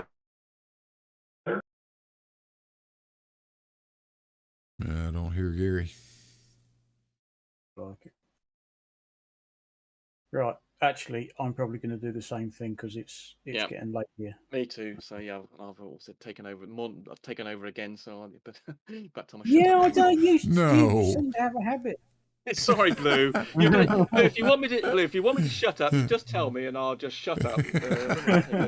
I know. You have to be firm with me if you want me to shut me up. I'm afraid. Oh, I've got the magic mute button if it gets out of hand completely. You have. Yeah. But I try not to do that. I haven't had some. Yeah. Now can you hear? Oh. GG, is that GG there? Yeah, he's having to go. Go ahead, try again, GG. Anyone can go to bed as well as Blue, as Farmers was saying. So yeah, it's getting late, and even though I ain't got to go anywhere, I've still got to work tomorrow. So yeah, have we got Terry tomorrow? Haven't we? Yeah, we do. Possibly. Yes, but I've got a design team meeting at 12, so I will be there, but probably later. Well, what with the summertime, wintertime change. Yeah, it might not be an issue. He's not starting till about 1 o'clock now, is he? That's true. Well, we'll see how long the meeting goes on for then. All right, then. Well, thank you, Blue. It's been a pleasure to sit here and listen to the rumpus. You're too easy to wind up, boy. I tell you. Well, we've been going. Yeah, we'll catch you tomorrow, guys. Yeah, we'll see you tomorrow, Farmers. Yeah, we've been going 2 hours and 40 minutes, and I won't be doing a stream tomorrow. Tomorrow's my weekly afternoon to meet my old meet some of my army buddies and have a beer or two. So you've been in the army as well. So Blues, all the other things about the other 18 things that you've done with your life, you've been in the army as well. I mean, you seem to have, as well as trying to do differential equations and electronics that are very competent in what you managed to practice. I haven't managed to escape from much, apparently. I don't know. Did you ever skydive? Do what? Skydive, Blue. Have you skydived? Oh, skydive. No, I have flown skydivers before. Did that for a buddy of mine for a while. I was one of the idiots that fell out the door. Yeah, presumably that's something you were trying to avoid, Blue. Being a pilot, presumably you were trying to avoid that particular activity while you were being a pilot. Oh, I didn't mind carrying them up and watching them jump. That was fine. Presumably you've never had have you ever had a parachute when you were a pilot? Yeah. All right, you personally having a parachute in your airplane? Not in my airplane. No. In case something went wrong. No. Okay. Well, you're probably not going to get out of it anyway. Yeah. Yeah, you can't believe how hard it would be to open the damn door on a plane if that thing's up there flying. Just trying to get the door open and trying to get out would be next to impossible. But there are airplanes that have D-rings in the hinge pins on the doors so that you can jettison the door if you have to. And you find that on in stuff like Cessna 150 Aerobats and stuff. So there was an American fighter. Sorry, Cam. No, there was an American fighter with a door on it that opened like a conventional door. And then I was thinking, yeah, as you say, trying to open that if it's doing any sort of speed whatsoever, you're never going to be able to do that until they replaced it with I can't remember whether it was a Grumman Avenger. Oh, I can't remember which bloody American fighter it was. It was the Bell P-39 Aerocobra and the P-49 King Cobra. All right. Okay. Thanks, Alan. But the original Hawker Tempest also had. Yes, that's what I was thinking of. So it wasn't an American one. You're right. You're absolutely right. It was the Hawker Tempest. There's been at least 3 fights. There's been at least 3 fighters with car door cockpits. Yes, absolutely. It was an American one. Sorry. Yes, it was a bloody Hawker Tempest. That was it. Bloody hell, honestly. And then they installed a teardrop canopy that you could slide back. Yeah. So I was thinking this is where these slidey teardrop canopies came from. You could actually get out of the damn thing. Yes, with a Nord door, you're just stuffed. Pre the teardrop canopy, a lot of fighter aircraft had slides, but it was. In the Messerschmitt, it flipped over, didn't it? To get out of that, you didn't push it away, but you still had to raise it above you. Not far.